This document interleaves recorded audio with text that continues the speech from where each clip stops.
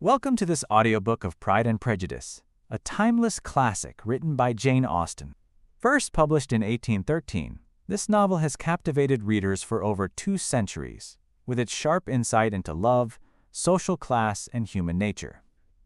We follow Elizabeth Bennet, a smart and independent young woman, as she navigates the complexities of romance and society in Georgian England. Join us on a journey full of wit, humor, and drama, a story that remains as vibrant and relevant today as it was over 200 years ago. Sit back, relax, and let's dive into Pride and Prejudice. Chapter 1. It is a truth universally acknowledged that a single man in possession of a good fortune must be in want of a wife. However little known the feelings or views of such a man may be on his first entering a neighborhood, this truth is so well fixed in the minds of the surrounding families that he is considered as the rightful property of some one or other of their daughters. "My dear Mr. Bennet," said his lady to him one day, "have you heard that Netherfield Park is let at last?" Mr. Bennet replied that he had not.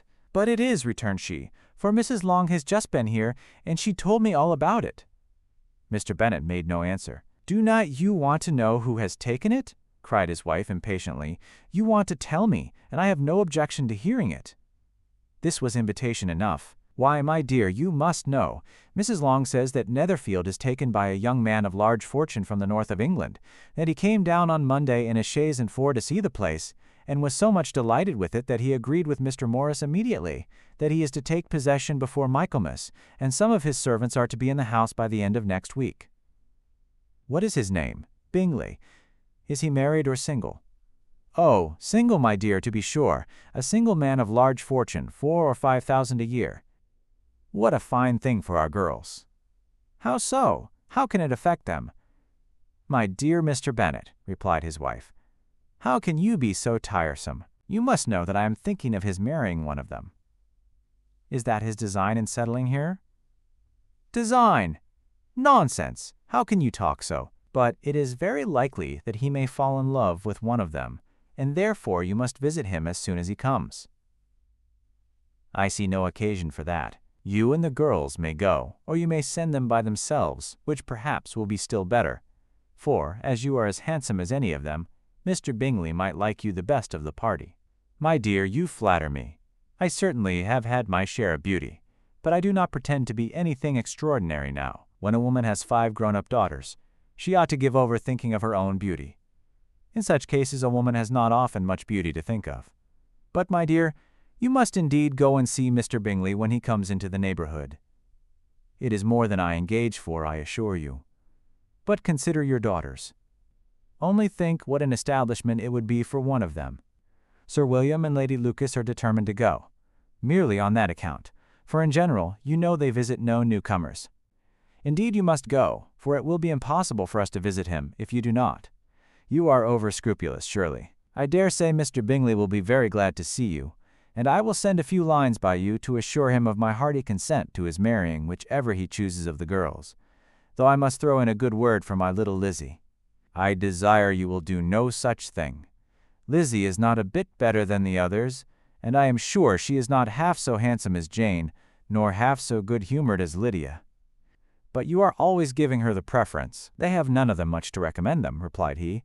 "They are all silly and ignorant like other girls, but Lizzie has something more of quickness than her sisters."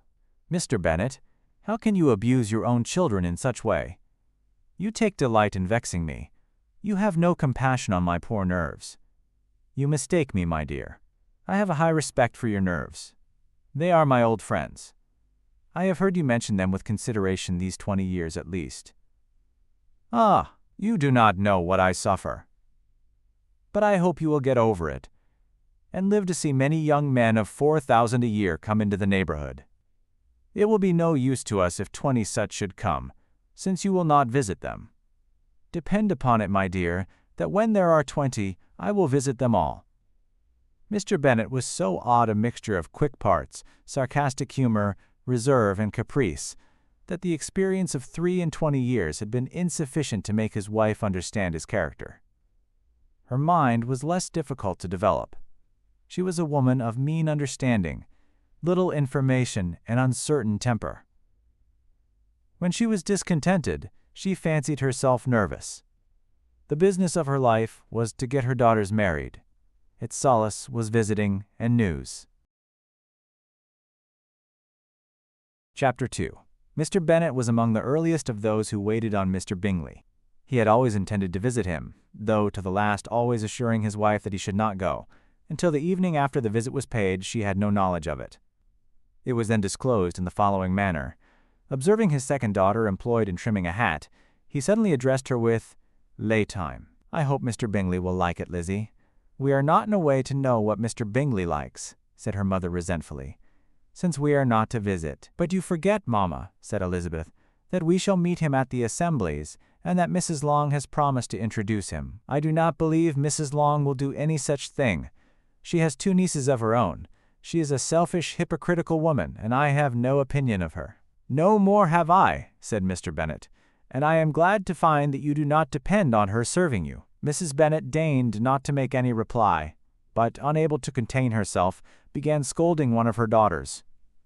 "Don't keep coughing so, Kitty, for heaven's sake. Have a little compassion on my nerves. You tear them to pieces." "Kitty has no discretion in her coughs," said her father. "She times the mill." "I do not cough for my own amusement," replied Kitty fretfully. "When is your next ball to be, Lizzie?" "Tomorrow fortnight." "Aye, so it is," cried her mother. "And Mrs. Long does not come back till the day before, so it will be impossible for her to introduce him, for she will not know him herself." "Then, my dear, you may have the advantage of your friend and introduce Mr. Bingley to her." "Impossible, Mr. Bennet, impossible, when I am not acquainted with him myself. How can you be so teasing?" "I honor your circumspection. A fortnight's acquaintance is certainly very little. One cannot know what a man really is by the end of a fortnight. But if we do not venture, somebody else will. And after all, Mrs. Long and her nieces must stand their chance, and therefore, as she will think it an act of kindness, if you decline the office, I will take it on myself." The girls stared at their father. Mrs. Bennet said only, "Nonsense, nonsense." "What can be the meaning of that emphatic exclamation?" cried he. "Do you consider the forms of introduction and the stress that is laid on them as nonsense? I cannot quite agree with you there. What say you, Mary? For you are a young lady of deep reflection, I know, and read great books, and make extracts." Mary wished to say something very sensible, but knew not how. "While Mary is adjusting her ideas," he continued, "let us return to Mr. Bingley." "I am sick of Mr. Bingley," cried his wife. "I am sorry to hear that. But why did not you tell me so before? If I had known as much this morning, I certainly would not have called on him. It is very unlucky, but as I have actually paid the visit, we cannot escape the acquaintance now." The astonishment of the ladies was just what he wished, that of Mrs. Bennet perhaps surpassing the rest, though, when the first tumult of joy was over, she began to declare that it was what she had expected all the while. "How good it was in you, my dear Mr. Bennet! But I knew I should persuade you at last. I was sure you loved our girls too well to neglect such an acquaintance. Well, how pleased I am! And it is such a good joke, too, that you should have gone this morning and never said a word about it till now." "Now, Kitty, you may cough as much as you choose," said Mr. Bennet. And as he spoke, he left the room, fatigued with the raptures of his wife. "What an excellent father you have, girls," said she, when the door was shut. "I do not know how you will ever make him amends for his kindness, or me either, for that matter. At our time of life, it is not so pleasant, I can tell you, to be making new acquaintance every day. But for your sakes, we would do anything. Lydia, my love, though you are the youngest, I dare say Mr. Bingley will dance with you at the next ball." "Oh," said Lydia stoutly, "I am not afraid, for though I am the youngest, I'm the tallest." The rest of the evening was spent in conjecturing how soon he would return Mr. Bennet's visit, and determining when they should ask him to dinner. Chapter 3. Not all that Mrs. Bennet, however, with the assistance of her 5 daughters, could ask on the subject, was sufficient to draw from her husband any satisfactory description of Mr. Bingley. They attacked him in various ways, with barefaced questions, ingenious suppositions, and distant surmises. But he eluded the skill of them all, and they were at last obliged to accept the second-hand intelligence of their neighbor Lady Lucas. Her report was highly favorable. Sir William had been delighted with him. He was quite young, wonderfully handsome, extremely agreeable, and to crown the whole he meant to be at the next assembly with a large party. Nothing could be more delightful. To be fond of dancing was a certain step towards falling in love, and very lively hopes of Mr. Bingley's heart were entertained. "If I can but see one of my daughters happily settled at Netherfield," said Mrs. Bennet to her husband, "and all the others equally well married, I shall have nothing to wish for." In a few days Mr. Bingley returned Mr. Bennet's visit, and sat about 10 minutes with him in his library. He had entertained hopes of being admitted to a sight of the young ladies, of whose beauty he had heard much, but he saw only the father. The ladies were somewhat more fortunate, for they had the advantage of ascertaining from an upper window that he wore a blue coat and rode a black horse. An invitation to dinner was soon afterwards dispatched, and already had Mrs. Bennet planned the courses that were to do credit to her housekeeping, when an answer arrived which deferred it all. Mr. Bingley was obliged to be in town the following day, and consequently unable to accept the honor of their invitation. And Mrs. Bennet was quite disconcerted. She could not imagine what business he could have in town so soon after his arrival in Hertfordshire, and she began to fear that he might be always flying about from one place to another, and never settled at Netherfield as he ought to be. Lady Lucas quieted her fears a little by starting the idea of his being gone to London only to get a large party for the ball, and a report soon followed that Mr. Bingley was to bring 12 ladies and 7 gentlemen with him to the assembly. The girls grieved over such a large number of ladies, but were comforted the day before the ball by hearing that, instead of 12, he had brought only 6 with him from London, his 5 sisters and a cousin, and when the party entered the assembly room, it consisted of only 5 altogether: Mr. Bingley, his 2 sisters, the husband of the oldest, and another young man. Mr. Bingley was good-looking and gentlemanlike. He had a pleasant countenance and easy, unaffected manners. His sisters were fine women, with an air of decided fashion. His brother-in-law, Mr. Hurst, merely looked the gentleman, but his friend, Mr. Darcy, soon drew the attention of the room by his fine, tall person, handsome features, noble mien, and the report which was in general circulation within 5 minutes after his entrance, of his having 10,000 a year. The gentlemen pronounced him to be a fine figure of a man. The ladies declared he was much handsomer than Mr. Bingley, and he was looked at with great admiration for about half the evening, till his manners gave a disgust which turned the tide of his popularity, for he was discovered to be proud, to be above his company, and above being pleased, and not all his large estate in Derbyshire could then save him from having a most forbidding, disagreeable countenance, and being unworthy to be compared with his friend.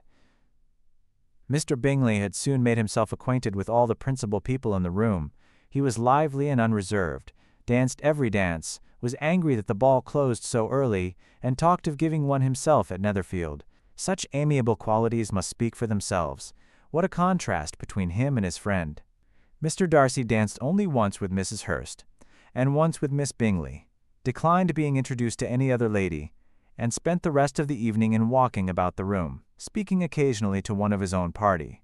His character was decided. He was the proudest, most disagreeable man in the world, and everybody hoped that he would never come there again. Amongst the most violent against him was Mrs. Bennet, whose dislike of his general behavior was sharpened into particular resentment by his having slighted one of her daughters. Elizabeth Bennet had been obliged, by the scarcity of gentlemen, to sit down for 2 dances, and during part of that time Mr. Darcy had been standing near enough for her to overhear a conversation between him and Mr. Bingley, who came from the dance for a few minutes to press his friend to join it.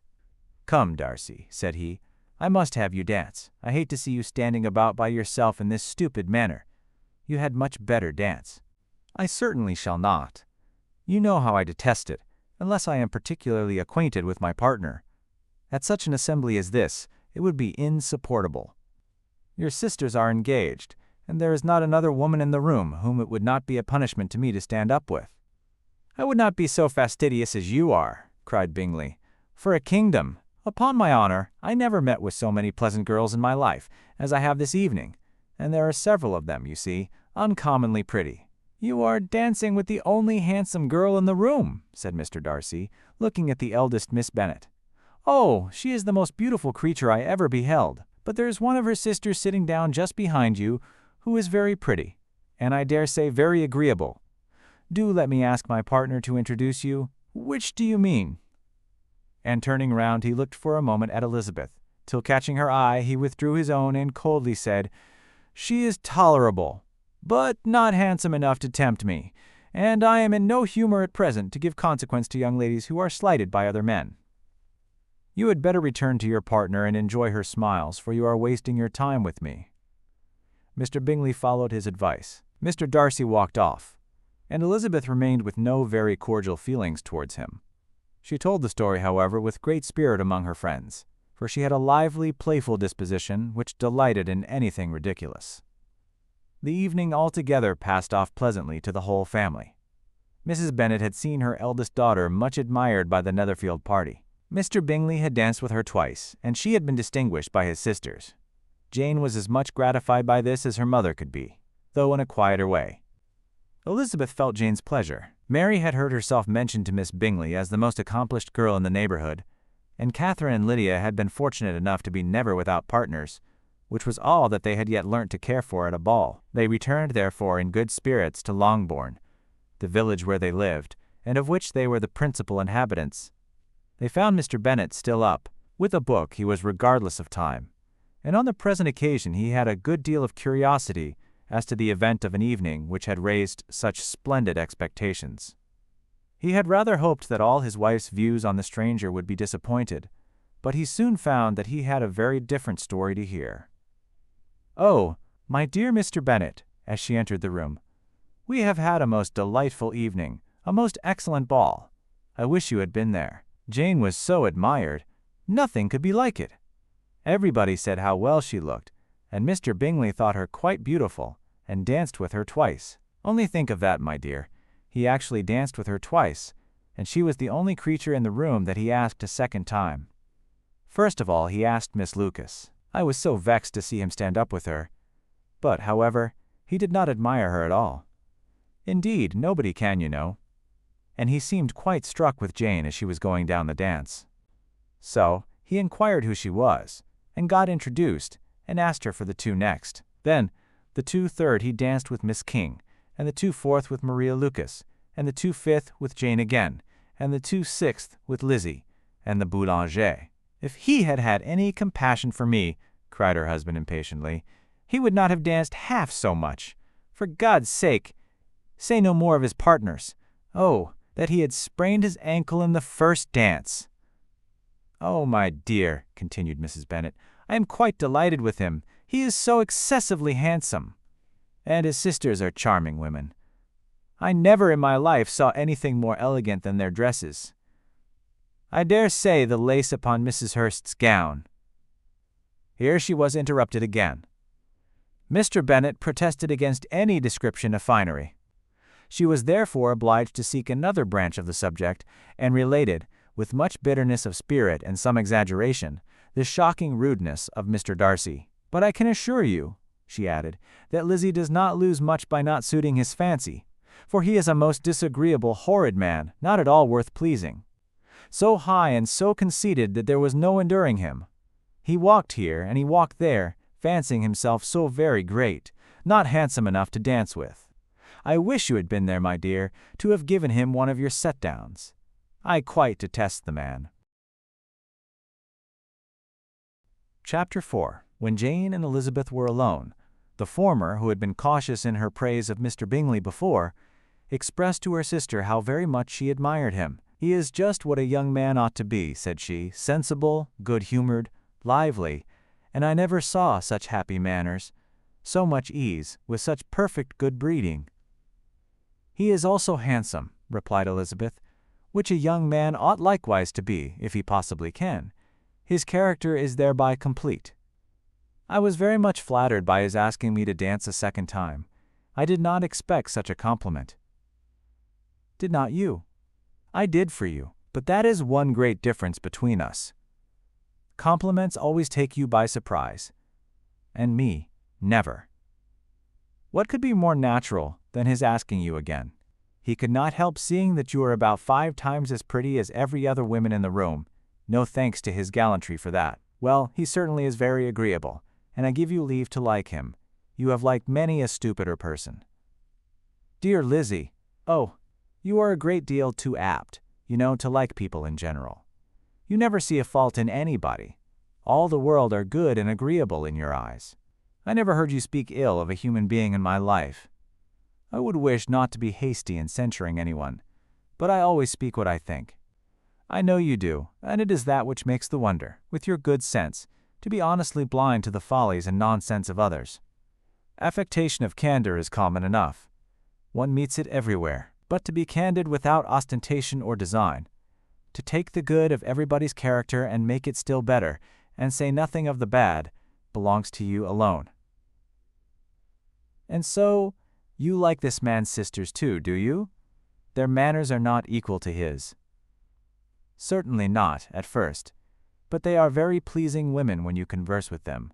Miss Bingley is to live with her brother and keep his house, and I am much mistaken if we shall not find a very charming neighbor in her. Elizabeth listened in silence, but was not convinced. Their behavior at the assembly had not been calculated to please in general, and with more quickness of observation and less pliancy of temper than her sister, and with a judgment too, unassailed by any attention to herself, she was very little disposed to approve them. They were in fact very fine ladies, not deficient in good humor when they were pleased, nor in the power of being agreeable where they chose it, but proud and conceited. They were rather handsome, had been educated in one of the first private seminaries in town, had a fortune of £20,000, were in the habit of spending more than they ought, and of associating with people of rank, and were therefore in every respect entitled to think well of themselves and meanly of others. They were of a respectable family in the north of England, a circumstance more deeply impressed on their memories than that their brother's fortune and their own had been acquired by trade. Mr. Bingley inherited property to the amount of nearly £100,000 from his father, who had intended to purchase an estate but did not live to do it. Mr. Bingley intended it likewise, and sometimes made choice of his county. But as he was now provided with a good house and the liberty of a manor, it was doubtful to many of those who best knew the easiness of his temper, whether he might not spend the remainder of his days at Netherfield and leave the next generation to purchase.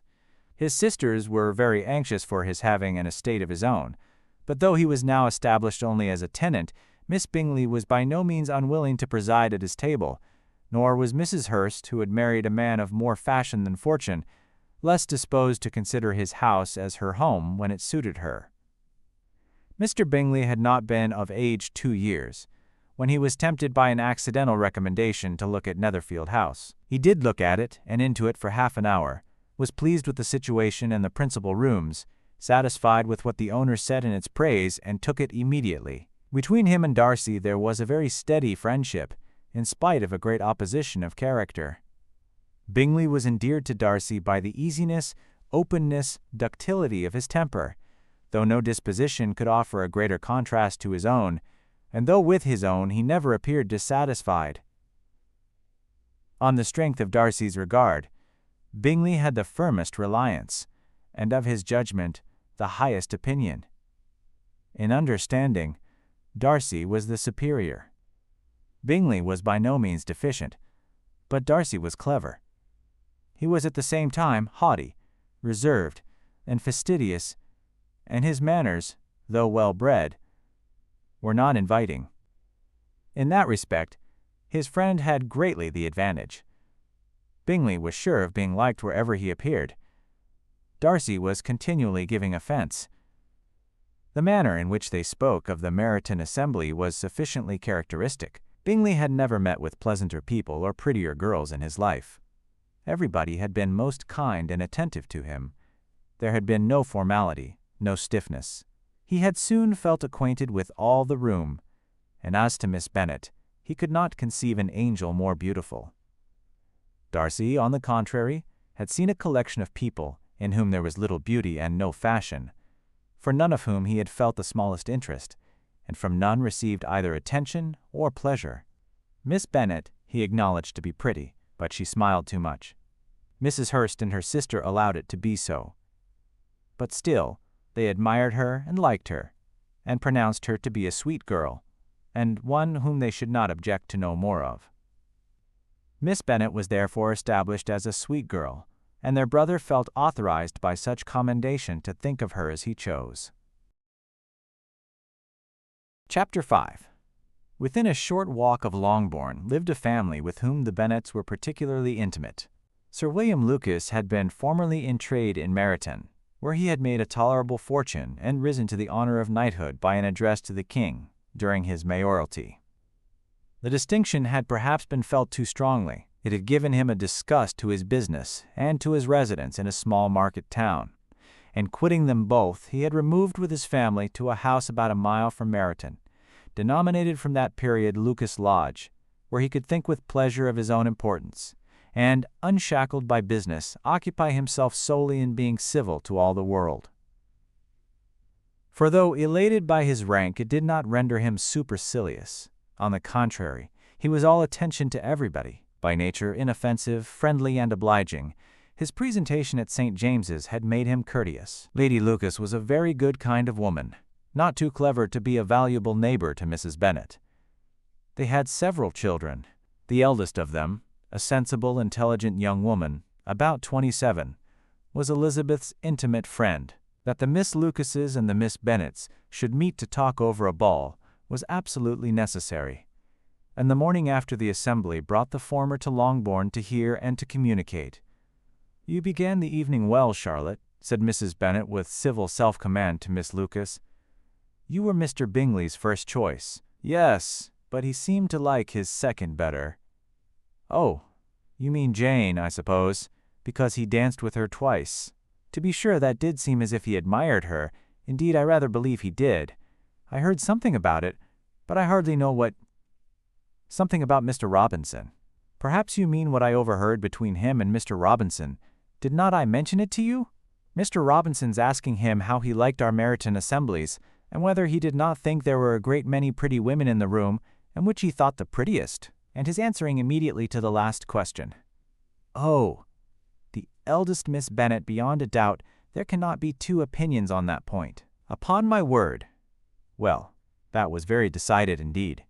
That does seem as if— But, however, it may all come to nothing, you know." "My overhearings were more to the purpose than yours, Eliza," said Charlotte.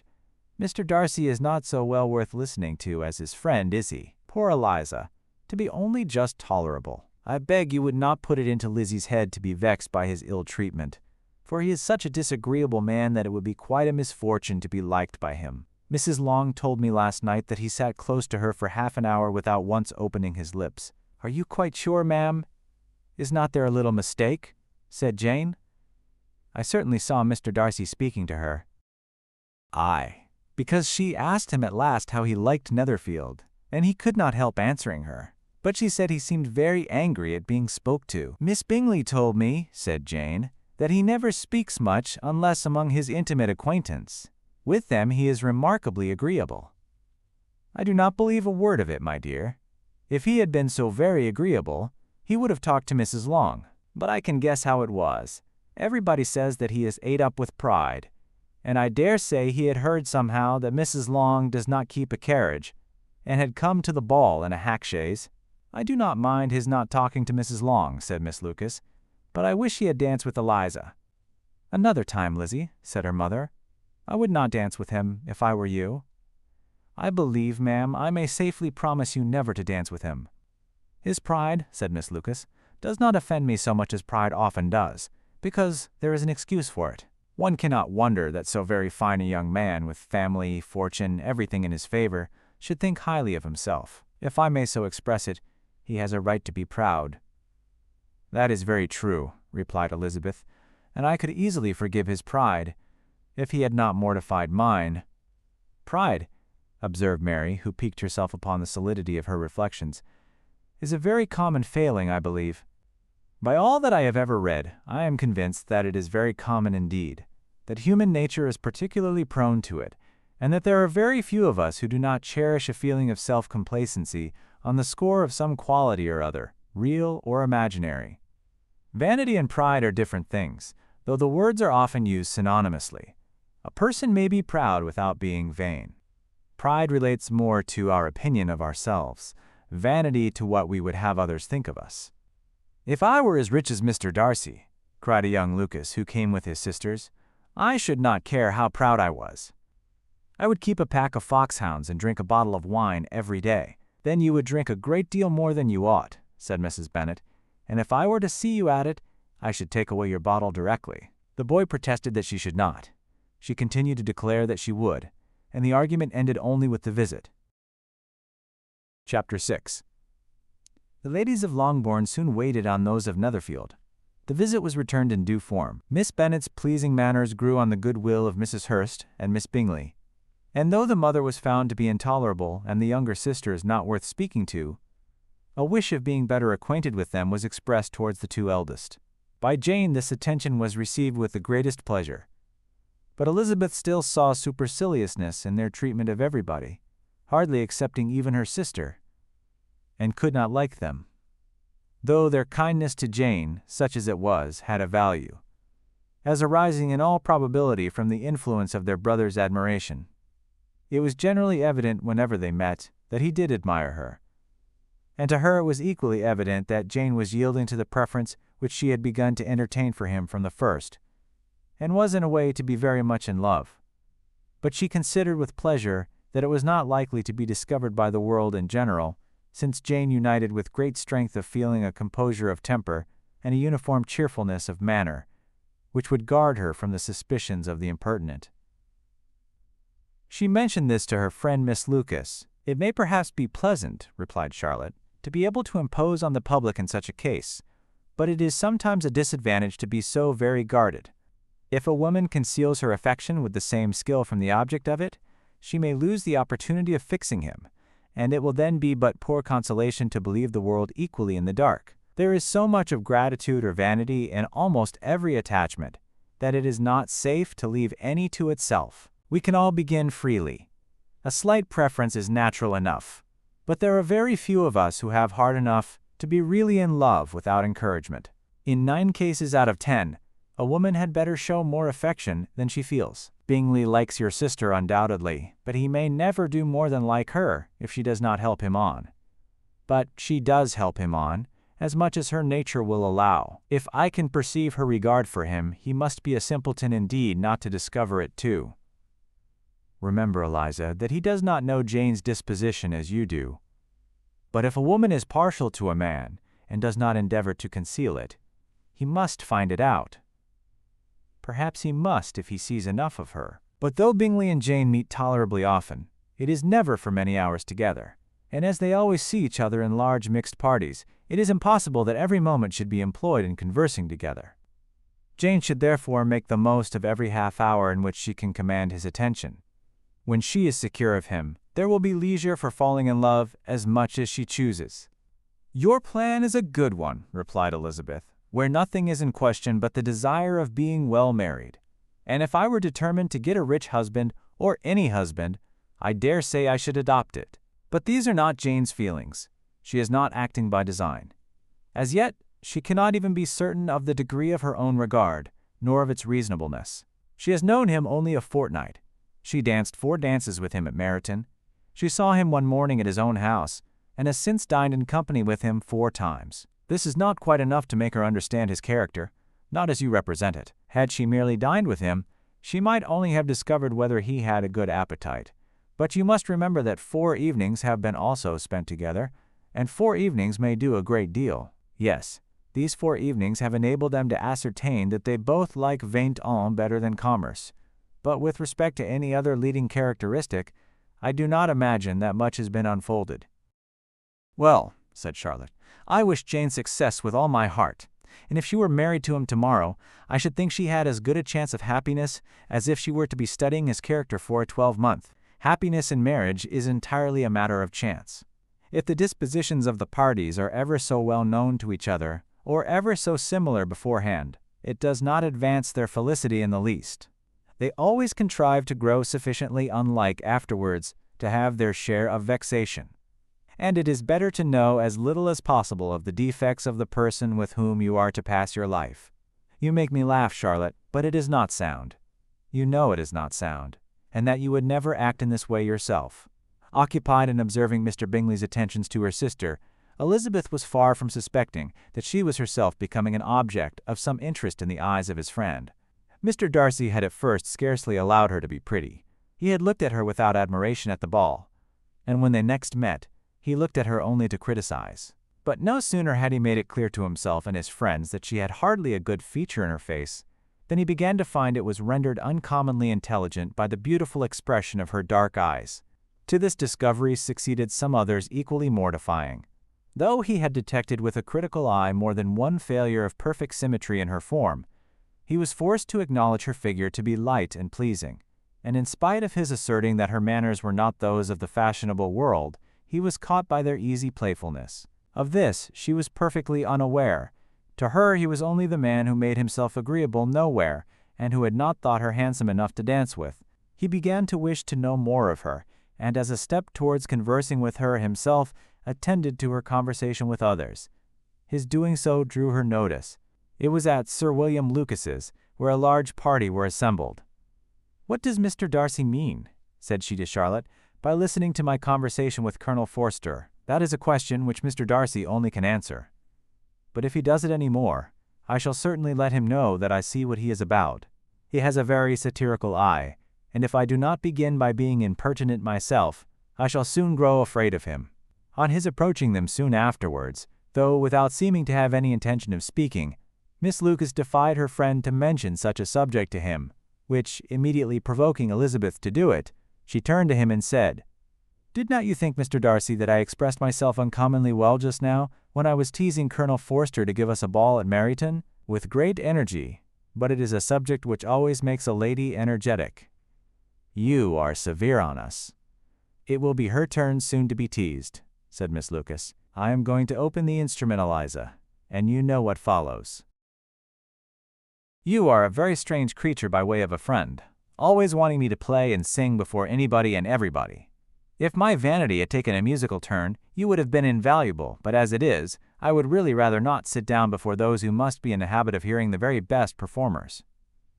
On Miss Lucas's persevering, however, she added, "Very well, if it must be so, it must," and gravely glancing at Mr. Darcy, "There is a fine old saying, which everybody here is of course familiar with.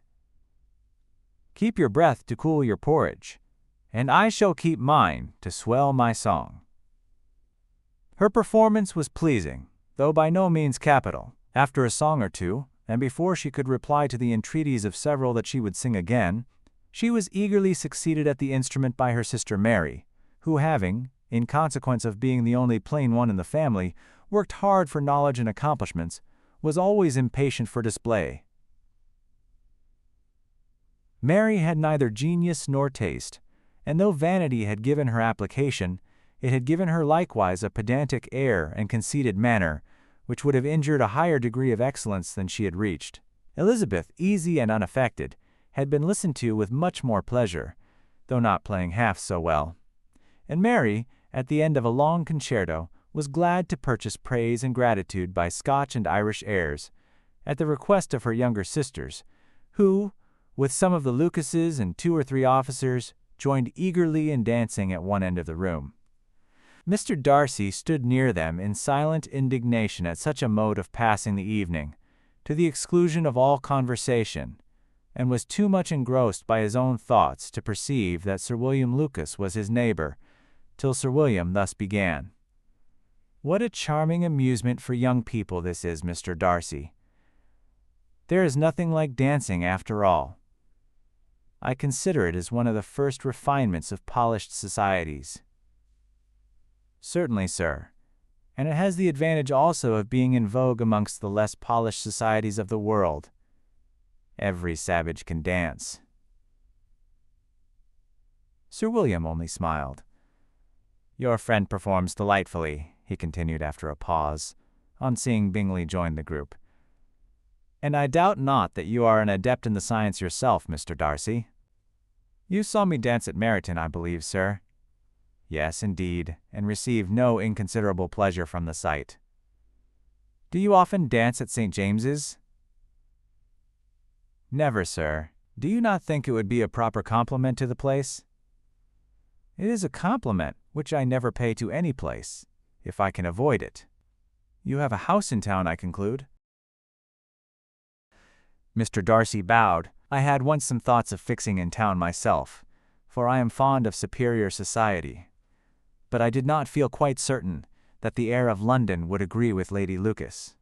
He paused in hopes of an answer, but his companion was not disposed to make any, and Elizabeth at that instant moving towards them, he was struck with the notion of doing a very gallant thing, and called out to her, "My dear Miss Eliza, why are not you dancing? Mr. Darcy, you must allow me to present this young lady to you as a very desirable partner. You cannot refuse to dance, I am sure, when so much beauty is before you." And taking her hand, he would have given it to Mr. Darcy, who, though extremely surprised, was not unwilling to receive it, when she instantly drew back and said with some discomposure to Sir William, "Indeed, sir, I have not the least intention of dancing. I entreat you not to suppose that I move this way in order to beg for a partner." Mr. Darcy, with grave propriety, requested to be allowed the honor of her hand, but in vain. Elizabeth was determined, nor did Sir William at all shake her purpose by his attempt at persuasion. "You excel so much in the dance, Miss Eliza, that it is cruel to deny me the happiness of seeing you, and though this gentleman dislikes the amusement in general, he can have no objection, I am sure, to oblige us for 1/2 hour." "Mr. Darcy is all politeness," said Elizabeth, smiling. "He is indeed. But considering the inducement, my dear Miss Eliza, we cannot wonder at his complaisance, for who would object to such a partner?" Elizabeth looked archly and turned away. Her resistance had not injured her with the gentleman, and he was thinking of her with some complacency, when thus accosted by Miss Bingley. "I can guess the subject of your reverie." "I should imagine not." "You are considering how insupportable it would be to pass many evenings in this manner, in such society, and indeed I am quite of your opinion. I was never more annoyed. The insipidity, and yet the noise, the nothingness, and yet the self-importance of all these people. What would I give to hear your strictures on them? Your conjecture is totally wrong, I assure you. My mind was more agreeably engaged. I have been meditating on the very great pleasure which a pair of fine eyes in the face of a pretty woman can bestow." Miss Bingley immediately fixed her eyes on his face, and desired he would tell her what lady had the credit of inspiring such reflections. Mr. Darcy replied with great intrepidity, "Miss Elizabeth Bennet." "Miss Elizabeth Bennet!" repeated Miss Bingley. "I am all astonishment. How long has she been such a favorite? And pray, when am I to wish you joy?" "That is exactly the question which I expected you to ask. A lady's imagination is very rapid. It jumps from admiration to love, from love to matrimony in a moment. I knew you would be wishing me joy. Nay, if you are so serious about it, I shall consider the matter as absolutely settled. You will have a charming mother-in-law indeed, and, of course, she will be always at Pemberley with you." He listened to her with perfect indifference, while she chose to entertain herself in this manner, and as his composure convinced her that all was safe, her wit flowed long. Chapter 7. Mr. Bennet's property consisted almost entirely in an estate of 2,000 a year, which, unfortunately for his daughters, was entailed, in default of heirs male, on a distant relation, and their mother's fortune, though ample for her situation in life, could but ill supply the deficiency of his. Her father had been an attorney in Meryton, and had left her £4,000. She had a sister married to a Mr. Phillips, who had been a clerk to their father, and succeeded him in the business, and a brother settled in London in a respectable line of trade. The village of Longbourn was only 1 mile from Meryton, a most convenient distance for the young ladies, who were usually tempted thither 3 or 4 times a week to pay their duty to their aunt, and to a milliner's shop just over the way. The 2 youngest of the family, Catherine and Lydia, were particularly frequent in these attentions. Their minds were more vacant than their sisters', and when nothing better offered, a walk to Meryton was necessary to amuse their morning hours and furnish conversation for the evening, and however bare of news the country in general might be, they always contrived to learn some from their aunt.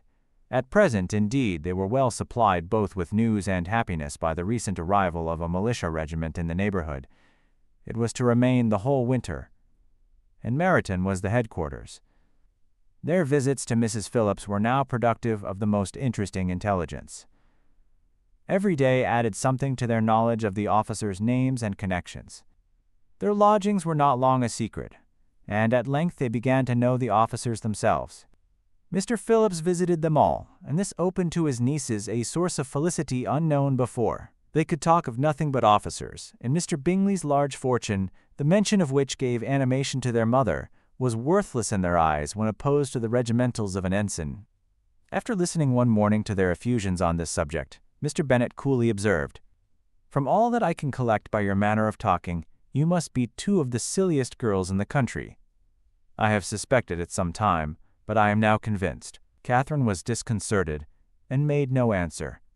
But Lydia, with perfect indifference, continued to express her admiration of Captain Carter, and her hope of seeing him in the course of the day, as he was going the next morning to London. "I am astonished, my dear," said Mrs. Bennet, "that you should be so ready to think your own children silly. If I wished to think slightingly of anybody's children, it should not be of my own, however. If my children are silly, I must hope to be always sensible of it." "Yes, but as it happens, they are all of them very clever. This is the only point, I flatter myself, on which we do not agree. I had hoped that our sentiments coincided in every particular, but I must so far differ from you as to think our two youngest daughters uncommonly foolish. My dear Mr. Bennet, you must not expect such girls to have the sense of their father and mother. When they get to our age, I dare say they will not think about officers any more than we do. I remember the time when I liked a red coat myself very well, and indeed, so I do still at my heart. And if a smart young colonel, with 5,000 or 6,000 a year, should want one of my girls, I shall not say nay to him. And I thought Colonel Forster looked very becoming the other night at Sir William's in his regimentals." "Mamma," cried Lydia, "my aunt says that Colonel Forster and Captain Carter do not go so often to Miss Watson's as they did when they first came. She sees them now very often standing in Clark's library." Mrs. Bennet was prevented replying by the entrance of the footman with a note for Miss Bennet. It came from Netherfield, and the servant waited for an answer. Mrs. Bennet's eyes sparkled with pleasure, and she was eagerly calling out, while her daughter read, "Well, Jane, who is it from? What is it about? What does he say? Well, Jane, make haste and tell us. Make haste, my love." "It is from Miss Bingley," said Jane, and then read it aloud. "My dear friend, if you are not so compassionate as to dine today with Louisa and me, we shall be in danger of hating each other for the rest of our lives, for a whole day's tete-a-tete between two women can never end without a quarrel. Come as soon as you can on the receipt of this. My brother and the gentlemen are to dine with the officers. Yours ever, Caroline Bingley." "With the officers!" cried Lydia. "I wonder my aunt did not tell us of that." "Dining out," said Mrs. Bennet. "That is very unlucky." "Can I have the carriage?" said Jane. "No, my dear, you had better go on horseback, because it seems likely to rain, and then you must stay all night." "That would be a good scheme," said Elizabeth, "if you were sure that they would not offer to send her home." "Oh, but the gentlemen will have Mr. Bingley's chaise to go to Meryton, and the Hursts have no horses to theirs. I had much rather go in the coach." "But, my dear, your father cannot spare the horses, I am sure. They are wanted in the farm, Mr. Bennet, are not they?" "They are wanted in the farm much oftener than I can get them." "But if you have got them today," said Elizabeth, "my mother's purpose will be answered." She did at last extort from her father an acknowledgment that the horses were engaged. Jane was therefore obliged to go on horseback, and her mother attended her to the door with many cheerful prognostics of a bad day. Her hopes were answered. Jane had not been gone long before it rained hard. Her sisters were uneasy for her, but her mother was delighted. The rain continued the whole evening without intermission. Jane certainly could not come back. "This was a lucky idea of mine indeed," said Mrs. Bennet more than once, as if the credit of making it rain were all her own. Till the next morning, however, she was not aware of all the felicity of her contrivance. Breakfast was scarcely over when a servant from Netherfield brought the following note for Elizabeth. "My dearest Lizzie, I find myself very unwell this morning, which, I suppose, is to be imputed to my getting wet through yesterday. My kind friends will not hear of my returning home till I am better. They insist also on my seeing Mr. Jones, Therefore do not be alarmed if you should hear of his having been to me. And, excepting a sore throat and headache, there is not much the matter with me. Yours and C. Well, my dear, said Mr. Bennet, when Elizabeth had read the note aloud, if your daughter should have a dangerous fit of illness, if she should die, it would be a comfort to know that it was all in pursuit of Mr. Bingley, and under your orders. Oh, I am not at all afraid of her dying. People do not die of little trifling colds. She will be taken good care of. As long as she stays there, it is all very well. I would go and see her if I could have the carriage. Elizabeth, feeling really anxious, was determined to go to her, though the carriage was not to be had, and as she was no horsewoman, walking was her only alternative. She declared her resolution. "How can you be so silly," cried her mother, "as to think of such a thing in all this dirt? You will not be fit to be seen when you get there. I shall be very fit to see Jane, which is all I want." "Is this a hint to me, Lizzie," said her father, "to send for the horses?" "No, indeed. I do not wish to avoid the walk. The distance is nothing when one has a motive, only 3 miles. I shall be back by dinner." "I admire the activity of your benevolence," observed Mary, "but every impulse of feeling should be guided by reason, and in my opinion, exertion should always be in proportion to what is required." "We will go as far as Meryton with you," said Catherine and Lydia. Elizabeth accepted their company, and the 3 young ladies set off together. "If we make haste," said Lydia, as they walked along, "perhaps we may see something of Captain Carter before he goes." In Meryton they parted. The 2 youngest repaired to the lodgings of one of the officers' wives, and Elizabeth continued her walk alone, crossing field after field at a quick pace, jumping over stiles and springing over puddles with impatient activity, and finding herself at last within view of the house, with weary ankles, dirty stockings, and a face glowing with the warmth of exercise.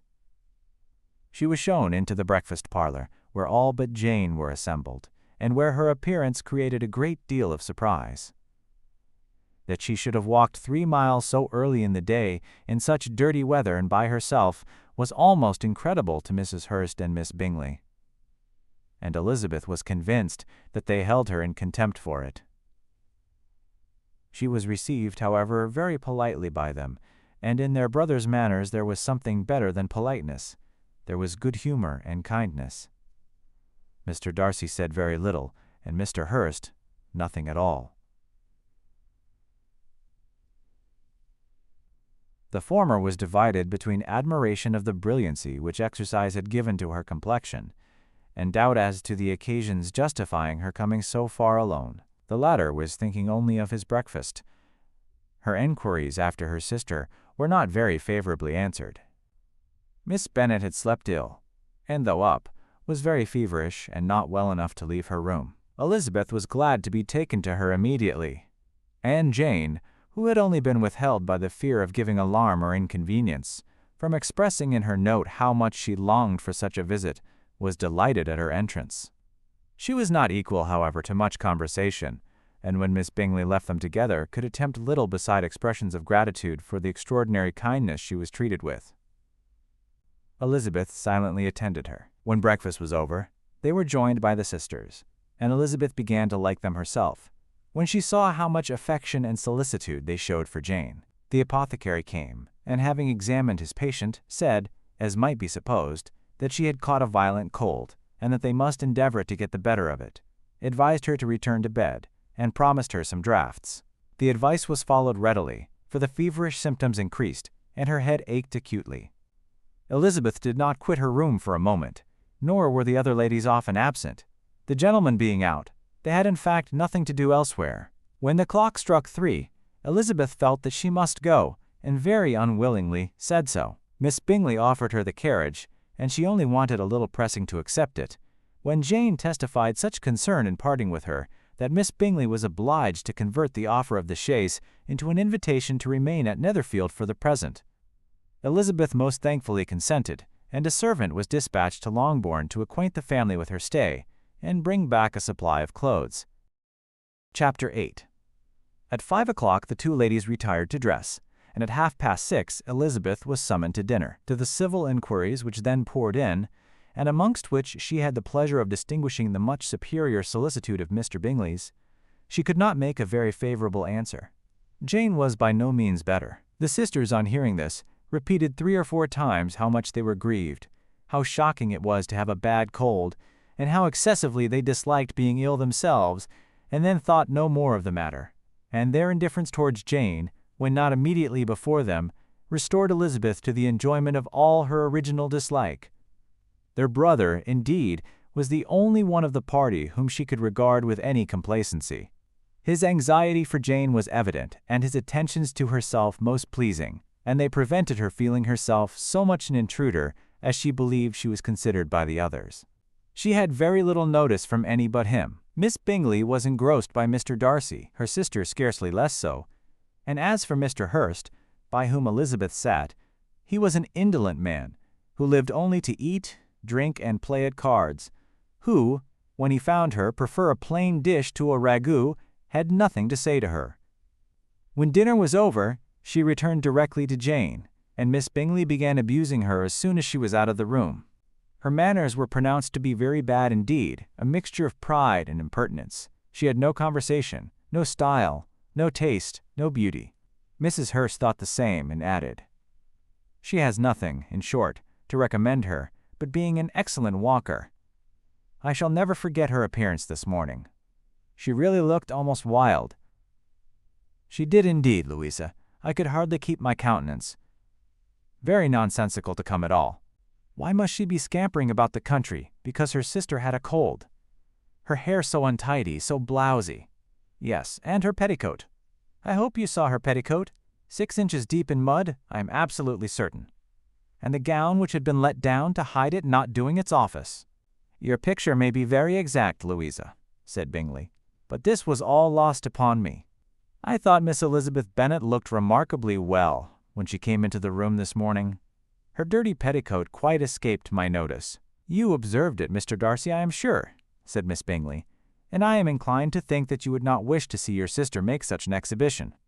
"Certainly not. To walk 3 miles, or 4 miles, or 5 miles, or whatever it is, above her ankles in dirt, and alone, quite alone. What could she mean by it? It seems to me to show an abominable sort of conceited independence, a most country town indifference to decorum." "It shows an affection for her sister that is very pleasing," said Bingley. "I am afraid, Mr. Darcy," observed Miss Bingley in a half-whisper, "that this adventure has rather affected your admiration of her fine eyes." "Not at all," he replied. "They were brightened by the exercise." A short pause followed this speech, and Mrs. Hurst began again. "I have an excessive regard for Jane Bennet. She is really a very sweet girl, and I wish with all my heart she were well settled. But with such a father and mother, and such low connections, I am afraid there is no chance of it. I think I have heard you say that their uncle is an attorney in Meryton." "Yes, and they have another, who lives somewhere near Cheapside." "That is capital," added her sister, and they both laughed heartily. "If they had uncles enough to fill all Cheapside," cried Bingley, "it would not make them one jot less agreeable." "But it must very materially lessen their chance of marrying men of any consideration in the world," replied Darcy. To this speech Bingley made no answer, but his sisters gave it their hearty assent, and indulged their mirth for some time at the expense of their dear friend's vulgar relations. With a renewal of tenderness, however, they repaired to her room on leaving the dining-parlour, and sat with her till summoned to coffee. She was still very poorly, and Elizabeth would not quit her at all till late in the evening, when she had the comfort of seeing her asleep, and when it appeared to her rather right than pleasant that she should go downstairs herself. On entering the drawing-room, she found the whole party at loo, and was immediately invited to join them. But suspecting them to be playing high, she declined it, and making her sister the excuse, said she would amuse herself for the short time she could stay below with a book. Mr. Hurst looked at her with astonishment. "Do you prefer reading to cards?" said he. "That is rather singular." "Miss Eliza Bennet," said Miss Bingley, "despises cards. She is a great reader, and has no pleasure in anything else." "I deserve neither such praise nor such censure," cried Elizabeth. "I am not a great reader, and I have pleasure in many things." "In nursing your sister I am sure you have pleasure," said Bingley, "and I hope it will soon be increased by seeing her quite well." Elizabeth thanked him from her heart, and then walked towards a table where a few books were lying. He immediately offered to fetch her others, all that his library afforded. and I wish my collection were larger for your benefit and my own credit. But I am an idle fellow, and though I have not many, I have more than I ever look into." Elizabeth assured him that she could suit herself perfectly with those in the room. "I am astonished," said Miss Bingley, "that my father should have left so small a collection of books. What a delightful library you have at Pemberley, Mr. Darcy." "It ought to be good," he replied. "It has been the work of many generations. And then you have added so much to it yourself. You are always buying books. I cannot comprehend the neglect of a family library in such days as these." "Neglect? I am sure you neglect nothing that can add to the beauties of that noble place. Charles, when you build your house, I wish it may be half as delightful as Pemberley." "I wish it may. But I would really advise you to make your purchase in that neighborhood and take Pemberley for a kind of model. There is not a finer county in England than Derbyshire. With all my heart, I will buy Pemberley itself if Darcy will sell it. I am talking of possibilities, Charles." "Upon my word, Caroline, I should think it more possible to get Pemberley by purchase than by imitation." Elizabeth was so much caught by what passed as to leave her very little attention for her book, and soon, laying it wholly aside, she drew near the card table and stationed herself between Mr. Bingley and his eldest sister to observe the game. "Is Miss Darcy much grown since the spring?" said Miss Bingley. "Will she be as tall as I am?" "I think she will. She is now about Miss Elizabeth Bennet's height, or rather taller. How I long to see her again! I never met with anybody who delighted me so much. Such a countenance, such manners, and so extremely accomplished for her age. Her performance on the pianoforte is exquisite." "It is amazing to me," said Bingley, "how young ladies can have patience to be so very accomplished as they all are." "All young ladies accomplished? My dear Charles, what do you mean?" "Yes, all of them, I think. They all paint tables, cover screens, and net purses. I scarcely know anyone who cannot do all this, and I'm sure I never heard a young lady spoken of for the first time, without being informed that she was very accomplished." "Your list of the common extent of accomplishments," said Darcy, "has too much truth. The word is applied to many a woman who deserves it no otherwise than by netting a purse or covering a screen. But I am very far from agreeing with you in your estimation of ladies in general. I cannot boast of knowing more than half a dozen, in the whole range of my acquaintance, that are really accomplished." "Nor I am sure," said Miss Bingley. "Then," observed Elizabeth, "you must comprehend a great deal in your idea of an accomplished woman." "Yes, I do comprehend a great deal in it." "Oh, certainly," cried his faithful assistant. "No one can be really esteemed accomplished who does not greatly surpass what is usually met with. A woman must have a thorough knowledge of music, singing, drawing, dancing, and the modern languages, to deserve the word. And besides all this, she must possess a certain something in her air and manner of walking, the tone of her voice, her address and expressions, or the word will be but half deserved. All this she must possess," added Darcy, "and to all this she must yet add something more substantial in the improvement of her mind by extensive reading. I am no longer surprised at your knowing only 6 accomplished women. I rather wonder now at your knowing any. Are you so severe upon your own sex as to doubt the possibility of all this? I never saw such a woman. I never saw such capacity and taste and application and elegance, as you describe, united." Mrs. Hurst and Miss Bingley both cried out against the injustice of her implied doubt, and were both protesting that they knew many women who answered this description, when Mr. Hurst called them to order, with bitter complaints of their inattention to what was going forward.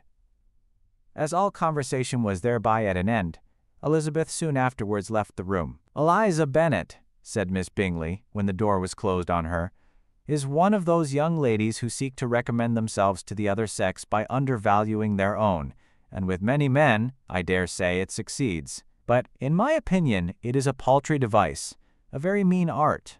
"Undoubtedly," replied Darcy, to whom this remark was chiefly addressed, "there is meanness in all the arts which ladies sometimes condescend to employ for captivation. Whatever bears affinity to cunning is despicable." Miss Bingley was not so entirely satisfied with this reply as to continue the subject. Elizabeth joined them again, only to say that her sister was worse, and that she could not leave her. Bingley urged Mr. Jones's being sent for immediately, while his sisters, convinced that no country advice could be of any service, recommended and expressed to town for one of the most eminent physicians. This she would not hear of, but she was not so unwilling to comply with their brother's proposal, and it was settled that Mr. Jones should be sent for early in the morning if Miss Bennet were not decidedly better. Bingley was quite uncomfortable. His sisters declared that they were miserable. They solaced their wretchedness, however, by duets after supper, while he could find no better relief to his feelings than by giving his housekeeper directions that every possible attention might be paid to the sick lady and her sister. Chapter 9. Elizabeth passed the chief of the night in her sister's room, and in the morning had the pleasure of being able to send a tolerable answer to the inquiries which she very early received from Mr. Bingley by a housemaid, and some time afterwards from the two elegant ladies who waited on his sisters. In spite of this amendment, however, she requested to have a note sent to Longbourn, desiring her mother to visit Jane and form her own judgment of her situation. The note was immediately dispatched, and its contents as quickly complied with. Mrs. Bennet, accompanied by her two youngest girls, reached Netherfield soon after the family breakfast. Had she found Jane in any apparent danger, Mrs. Bennet would have been very miserable. But being satisfied on seeing her that her illness was not alarming, she had no wish of her recovering immediately, as her restoration to health would probably remove her from Netherfield. She would not listen, therefore, to her daughter's proposal of being carried home. Neither did the apothecary, who arrived about the same time, think it at all advisable. After sitting a little while with Jane, on Miss Bingley's appearance and invitation, the mother and three daughters all attended her into the breakfast parlor. Bingley met them with hopes that Mrs. Bennet had not found Miss Bennet worse than she expected. "Indeed, I have, sir," was her answer. "She is a great deal too ill to be moved. Mr. Jones says we must not think of moving her. We must trespass a little longer on your kindness." "Removed!" cried Bingley. "It must not be thought of. My sister, I am sure, will not hear of her removal." "You may depend upon it, madam," said Miss Bingley, with cold civility, "that Miss Bennet shall receive every possible attention while she remains with us." Mrs. Bennet was profuse in her acknowledgments. "I am sure," she added, "if it was not for such good friends, I do not know what would become of her, for she is very ill indeed, and suffers a vast deal, though with the greatest patience in the world, which is always the way with her, for she has, without exception, the sweetest temper I ever met with. I often tell my other girls they are nothing to her. You have a sweet room here, Mr. Bingley, and a charming prospect over that gravel walk. I do not know a place in the country that is equal to Netherfield. You will not think of quitting it in a hurry, I hope, though you have but a short lease." "Whatever I do is done in a hurry," replied he, "and therefore if I should resolve to quit Netherfield, I should probably be off in 5 minutes. At present, however, I consider myself as quite fixed here." "That is exactly what I should have supposed of you," said Elizabeth. "You begin to comprehend me, do you?" cried he, turning towards her. "Oh, yes, I understand you perfectly. I wish I might take this for a compliment. But to be so easily seen through, I am afraid, is pitiful. That is, as it happens. It does not necessarily follow that a deep, intricate character is more or less estimable than such a one as yours." "Lizzie," cried her mother, "remember where you are, and do not run on in the wild manner that you are suffered to do at home." "I did not know before," continued Bingley immediately, "that you were a studier of character. It must be an amusing study." "Yes, but intricate characters are the most amusing. They have at least that advantage." "The country," said Darcy, "can, in general, supply but few subjects for such a study. In a country neighborhood you move in a very confined and unvarying society, but people themselves alter so much that there is something new to be observed in them forever." "Yes, indeed," cried Mrs. Bennet, offended by his manner of mentioning a country neighborhood. "I assure you there is quite as much of that going on in the country as in town." Everybody was surprised, and Darcy, after looking at her for a moment, turned silently away. Mrs. Bennet, who fancied she had gained a complete victory over him, continued her triumph. "I cannot see that London has any great advantage over the country for my part, except the shops and public places. The country is a vast deal pleasanter, is not it, Mr. Bingley?" "When I am in the country," he replied, "I never wish to leave it, and when I am in town, it is pretty much the same. They have each their advantages, and I can be equally happy in either." "Aye, That is because you have the right disposition. But that gentleman, looking at Darcy, seemed to think the country was nothing at all. Indeed, mamma, you are mistaken, said Elizabeth, blushing for her mother. You quite mistook Mr. Darcy. He only meant that there were not such a variety of people to be met with in the country as in town, which you must acknowledge to be true. Certainly, my dear, nobody said there were, but as to not meeting with many people in this neighborhood, I believe there are few neighborhoods larger. I know we dine with 24 families. Nothing but concern for Elizabeth could enable Bingley to keep his countenance. His sister was less delicate, and directed her eye towards Mr. Darcy with a very expressive smile. Elizabeth, for the sake of saying something that might turn her mother's thoughts, now asked her if Charlotte Lucas had been at Longbourn since her coming away. Yes, she called yesterday with her father. What an agreeable man Sir William is, Mr. Bingley, is not he? So much the man of fashion, so genteel and so easy. He has always something to say to everybody. That is my idea of good breeding. And those persons who fancy themselves very important and never open their mouths quite mistake the matter. Did Charlotte dine with you? No, she would go home. I fancy she was wanted about the mince pies. For my part, Mr. Bingley, I always keep servants that can do their own work. My daughters are brought up differently, but everybody is to judge for themselves, and the Lucases are very good sort of girls, I assure you. It is a pity they are not handsome. Not that I think Charlotte so very plain, but then she is our particular friend. She seems a very pleasant young woman, said Bingley. Oh dear, yes. But you must own she is very plain. Lady Lucas herself has often said so, and envied me Jane's beauty.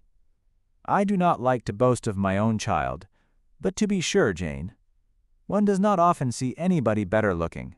It is what everybody says. I do not trust my own partiality. When she was only 15, there was a gentleman at my brother Gardiner's in town, so much in love with her, that my sister-in-law was sure he would make her an offer before we came away. But however, he did not. Perhaps he thought her too young. However, he wrote some verses on her, and very pretty they were. And so ended his affection, said Elizabeth impatiently. There has been many a one, I fancy, overcome in the same way. I wonder who first discovered the efficacy of poetry in driving away love. I have been used to consider poetry as the food of love, said Darcy. Of a fine, stout, healthy love it may. Everything nourishes what is strong already. But if it be only a slight, thin sort of inclination, I am convinced that one good sonnet will starve it entirely away. Darcy only smiled, and the general pause which ensued made Elizabeth tremble lest her mother should be exposing herself again.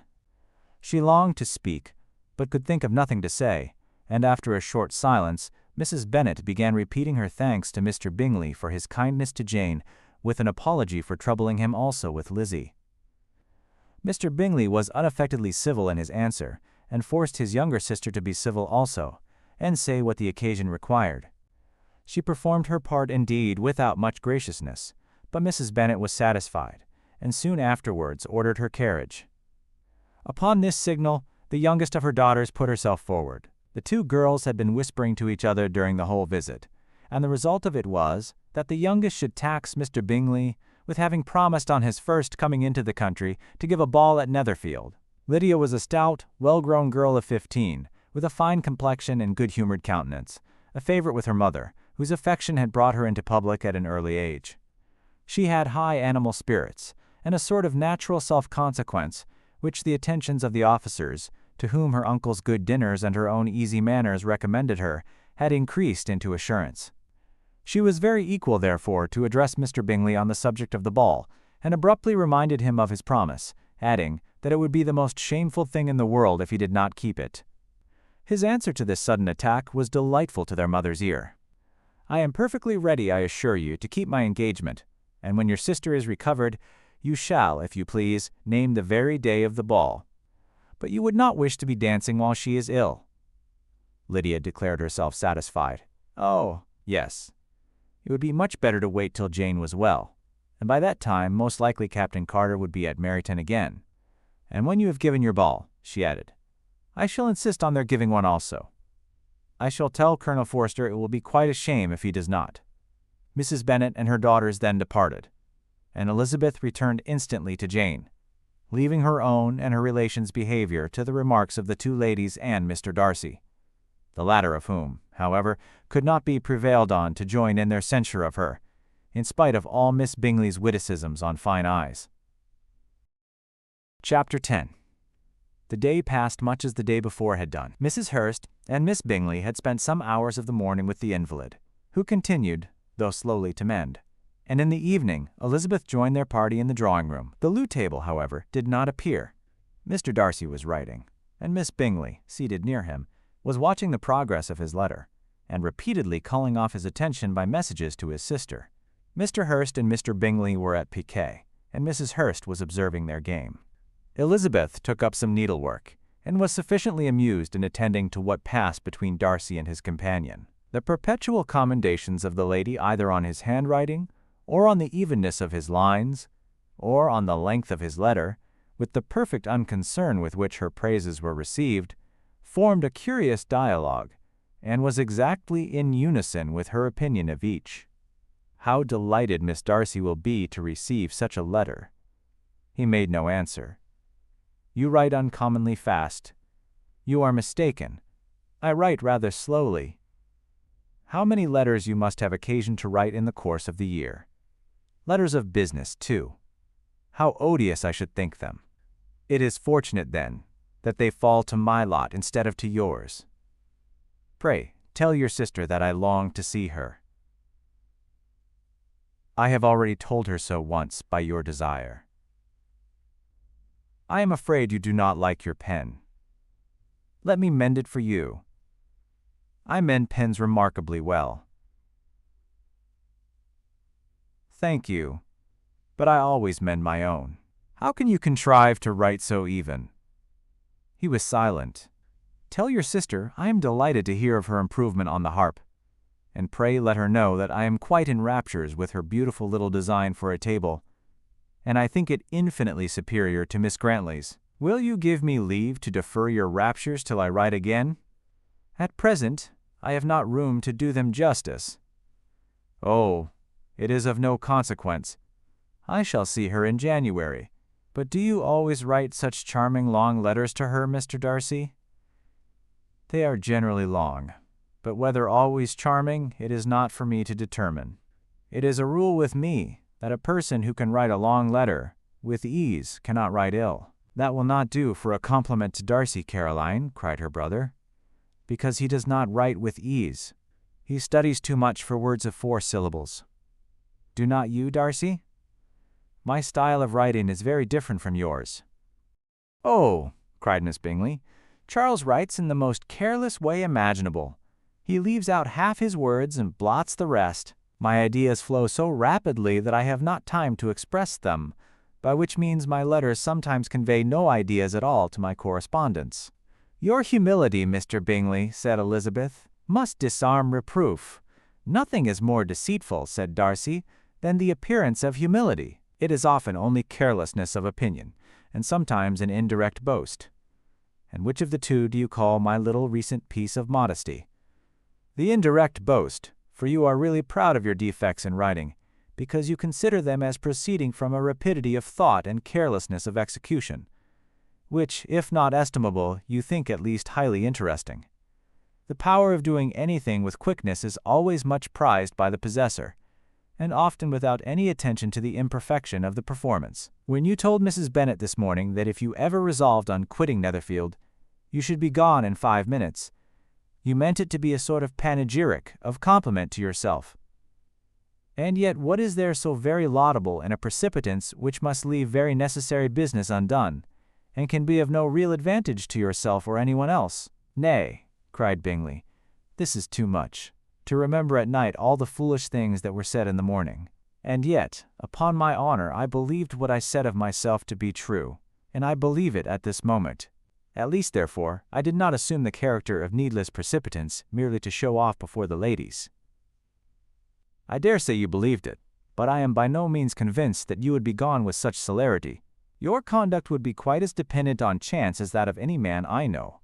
And if, as you were mounting your horse, a friend were to say, Bingley, you had better stay till next week, you would probably do it. You would probably not go. And, at another word might stay a month. "You have only proved by this," cried Elizabeth, "that Mr. Bingley did not do justice to his own disposition. You have shown him off now much more than he did himself."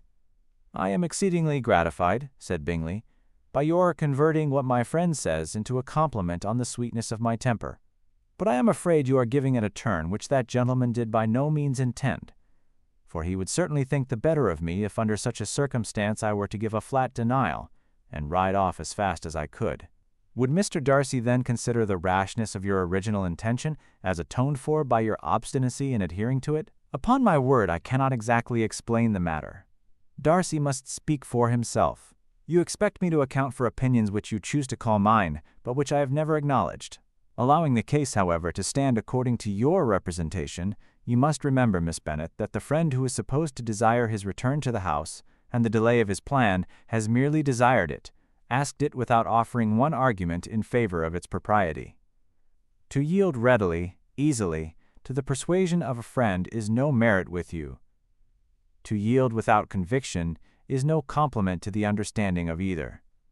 You appear to me, Mr. Darcy, to allow nothing for the influence of friendship and affection. A regard for the requester would often make one readily yield to a request without waiting for arguments to reason one into it. I am not particularly speaking of such a case as you have supposed about Mr. Bingley. We may as well wait, perhaps, till the circumstance occurs before we discuss the discretion of his behavior thereupon. But in general and ordinary cases between friend and friend, where one of them is desired by the other to change a resolution of no very great moment, should you think ill of that person for complying with the desire, without waiting to be argued into it? Will it not be advisable, before we proceed on this subject, to arrange with rather more precision the degree of importance which is to appertain to this request, as well as the degree of intimacy subsisting between the parties? "By all means," cried Bingley. "Let us hear all the particulars, not forgetting their comparative height and size, for that will have more weight in the argument, Miss Bennet, than you may be aware of.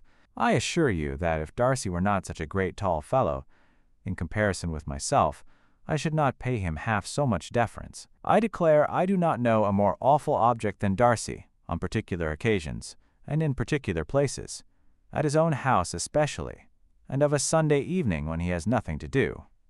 Mr. Darcy smiled, but Elizabeth thought she could perceive that he was rather offended, and therefore checked her laugh. Miss Bingley warmly resented the indignity he had received in an expostulation with her brother for talking such nonsense. "I see your design, Bingley," said his friend.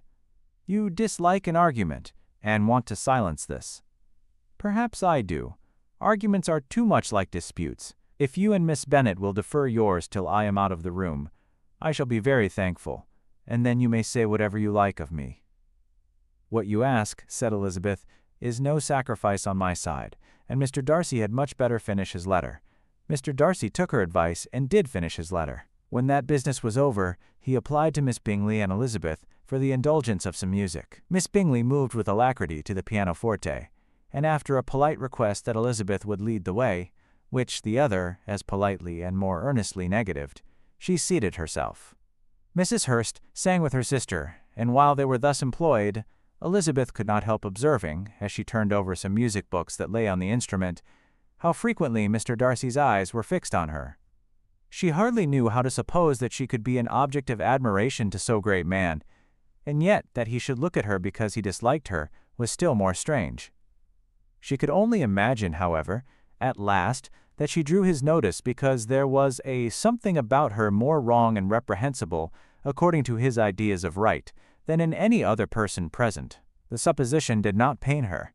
She liked him too little to care for his approbation. After playing some Italian songs, Miss Bingley varied the charm by a lively Scotch air, and soon afterwards Mr. Darcy, drawing near Elizabeth, said to her, "Do not you feel a great inclination, Miss Bennet, to seize such an opportunity of dancing a reel?" She smiled, but made no answer. He repeated the question with some surprise at her silence. "Oh," said she, "I heard you before, but I could not immediately determine what to say in reply. You wanted me, I know, to say yes, that you might have the pleasure of despising my taste, but I always delight in overthrowing those kind of schemes, and cheating a person of their premeditated contempt. I have therefore made up my mind to tell you that I do not want to dance a reel at all, and now despise me if you dare." "Indeed, I do not dare." Elizabeth, having rather expected to affront him, was amazed at his gallantry, but there was a mixture of sweetness and archness in her manner which made it difficult for her to affront anybody. And Darcy had never been so bewitched by any woman as he was by her. He really believed that were it not for the inferiority of her connections, he should be in some danger. Miss Bingley saw, or suspected, enough to be jealous, and her great anxiety for the recovery of her dear friend Jane received some assistance from her desire of getting rid of Elizabeth. She often tried to provoke Darcy into disliking her guest by talking of their supposed marriage, and planning his happiness in such an alliance. "I hope," said she, as they were walking together in the shrubbery the next day, "you will give your mother-in-law a few hints, when this desirable event takes place, as to the advantage of holding her tongue, and if you can compass it, do cure the younger girls of running after the officers, and, if I may mention so delicate a subject, endeavor to check that little something, bordering on conceit and impertinence, which your lady possesses.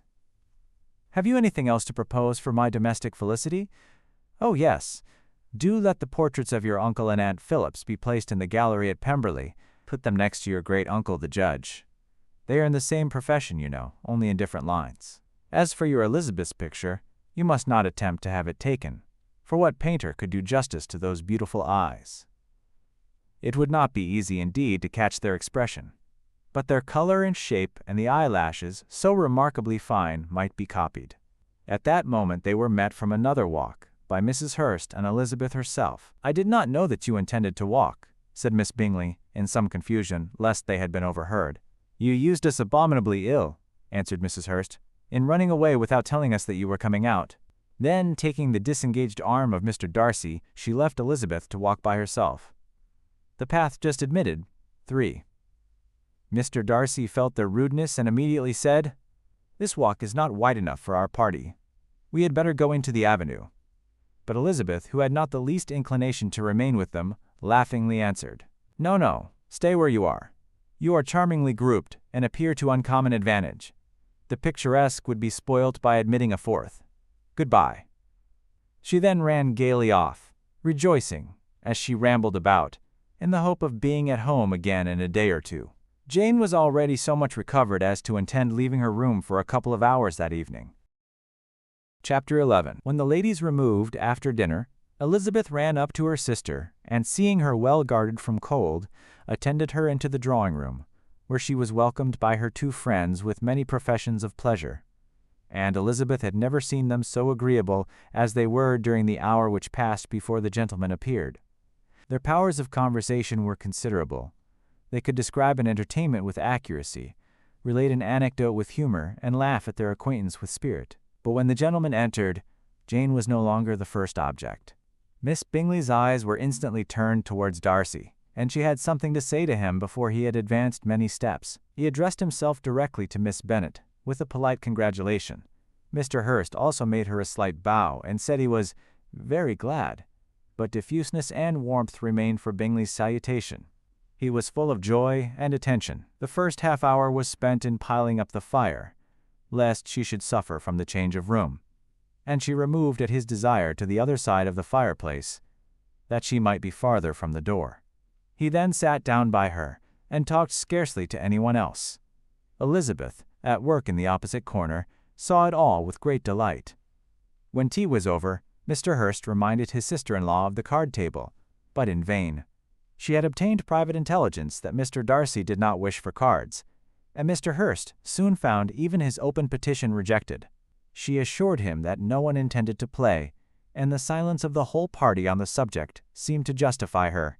Mr. Hurst had therefore nothing to do but to stretch himself on one of the sofas and go to sleep. Darcy took up a book, Miss Bingley did the same, and Mrs. Hurst, principally occupied in playing with her bracelets and rings, joined now and then in her brother's conversation with Miss Bennet. Miss Bingley's attention was quite as much engaged in watching Mr. Darcy's progress through his book as in reading her own, and she was perpetually either making some inquiry or looking at his page. She could not win him, however, to any conversation. He merely answered her question and read on. At length, quite exhausted by the attempt to be amused with her own book, which she had only chosen because it was the second volume of his, She gave a great yawn and said, "How pleasant it is to spend an evening in this way. I declare after all there is no enjoyment like reading. How much sooner one tires of anything than of a book. When I have a house of my own, I shall be miserable if I have not an excellent library." No one made any reply. She then yawned again, threw aside her book, and cast her eyes round the room in quest of some amusement, when, hearing her brother mentioning a ball to Miss Bennet, she turned suddenly towards him and said, "By the by, Charles, are you really serious in meditating a dance at Netherfield? I would advise you, before you determine on it, to consult the wishes of the present party. I am much mistaken if there are not some among us to whom a ball would be rather a punishment than a pleasure." "If you mean Darcy," cried her brother, "he may go to bed, if he chooses, before it begins. But as for the ball, it is quite a settled thing, and as soon as Nichols has made white soup enough, I shall send round my cards." "I should like balls infinitely better," she replied, "if they were carried on in a different manner. But there is something insufferably tedious in the usual process of such a meeting. It would surely be much more rational if conversation instead of dancing made the order of the day." "Much more rational, my dear Caroline, I dare say, but it would not be near so much like a ball." Miss Bingley made no answer, and soon afterwards got up and walked about the room. Her figure was elegant and she walked well, but Darcy, at whom it was all aimed, was still inflexibly studious. In the desperation of her feelings, she resolved on one effort more, and turning to Elizabeth, said, "Miss Eliza Bennet, let me persuade you to follow my example, and take a turn about the room. I assure you it is very refreshing after sitting so long in one attitude." Elizabeth was surprised, but agreed to it immediately. Miss Bingley succeeded no less in the real object of her civility. Mr. Darcy looked up. He was as much awake to the novelty of attention in that quarter as Elizabeth herself could be, and unconsciously closed his book. He was directly invited to join their party, but he declined it, observing that he could imagine but two motives for their choosing to walk up and down the room together, with either of which motives his joining them would interfere. What could he mean? She was dying to know what could be his meaning, and asked Elizabeth whether she could at all understand him. "Not at all," was her answer, "but depend upon it, he means to be severe on us, and our surest way of disappointing him will be to ask nothing about it." Miss Bingley, however, was incapable of disappointing Mr. Darcy in anything, and persevered, therefore, in requiring an explanation of his two motives. "I have not the smallest objection to explaining them," said he, as soon as she allowed him to speak. "You either choose this method of passing the evening because you are in each other's confidence, and have secret affairs to discuss, or because you are conscious that your figures appear to the greatest advantage in walking. If the first, I should be completely in your way, and if the second, I can admire you much better as I sit by the fire." "Oh, shocking!" cried Miss Bingley. "I never heard anything so abominable. How shall we punish him for such a speech?" "Nothing so easy, if you have but the inclination," said Elizabeth. "We can all plague and punish one another, tease him, laugh at him. Intimate as you are, you must know how it is to be done." "But upon my honor I do not. I do assure you that my intimacy has not yet taught me that. Tease calmness of temper and presence of mind. No, no. I feel he may defy us there. And as to laughter, we will not expose ourselves, if you please, by attempting to laugh without a subject. Mr. Darcy may hug himself." "Mr. Darcy is not to be laughed at," cried Elizabeth. "That is an uncommon advantage, and uncommon I hope it will continue, for it would be a great loss to me to have many such acquaintance. I dearly love a laugh." "Miss Bingley," said he, "has given me credit for more than can be. The wisest and the best of men, nay, the wisest and best of their actions, may be rendered ridiculous by a person whose first object in life is a joke." "Certainly," replied Elizabeth, "there are such people, but I hope I am not one of them. I hope I never ridicule what is wise or good. Follies and nonsense, whims and inconsistencies do divert me, I own, and I laugh at them whenever I can, but these, I suppose, are precisely what you are without. Perhaps that is not possible for anyone, but it has been the study of my life to avoid those weaknesses which often expose a strong understanding to ridicule, such as vanity and pride. Yes, vanity is a weakness indeed, but pride, where there is a real superiority of mind, pride will be always under good regulation. Elizabeth turned away to hide a smile. "Your examination of Mr. Darcy is over, I presume," said Miss Bingley. "And pray, what is the result?" "I am perfectly convinced by it that Mr. Darcy has no defect. He owns it himself without disguise." "No," said Darcy, "I have made no such pretension. I have faults enough, but they are not, I hope, of understanding. My temper I dare not vouch for. It is, I believe, too little yielding, certainly too little for the convenience of the world. I cannot forget the follies and vices of others so soon as I ought, nor their offenses against myself. My feelings are not puffed about with every attempt to move them. My temper would perhaps be called resentful. My good opinion once lost is lost forever." "That is a failing indeed," cried Elizabeth. "Implacable resentment is a shade in a character. But you have chosen your fault well. I really cannot laugh at it. You are safe from me. There is, I believe, in every disposition a tendency to some particular evil, a natural defect, which not even the best education can overcome. And your defect is a propensity to hate everybody. And yours," he replied with a smile, "is willfully to misunderstand them." "Do let us have a little music," cried Miss Bingley, tired of a conversation in which she had no share. "Louisa, you will not mind my waking Mr. Hurst." Her sister made not the smallest objection, and the pianoforte was opened, and Darcy, after a few moments' recollection, was not sorry for it. He began to feel the danger of paying Elizabeth too much attention. Chapter 12. In consequence of an agreement between the sisters, Elizabeth wrote the next morning to her mother, to beg that the carriage might be sent for them in the course of the day. But Mrs. Bennet, who had calculated on her daughter's remaining at Netherfield till the following Tuesday, which would exactly finish Jane's week, could not bring herself to receive him with pleasure before. Her answer, therefore, was not propitious, at least not to Elizabeth's wishes, for she was impatient to get home. Mrs. Bennet sent them word that they could not possibly have the carriage before Tuesday, and in her postscript it was added that, if Mr. Bingley and his sister pressed them to stay longer, she could spare them very well. Against staying longer, however, Elizabeth was positively resolved, nor did she much expect it would be asked, and fearful, on the contrary, as being considered as intruding themselves needlessly long, she urged Jane to borrow Mr. Bingley's carriage immediately, and at length it was settled that their original design.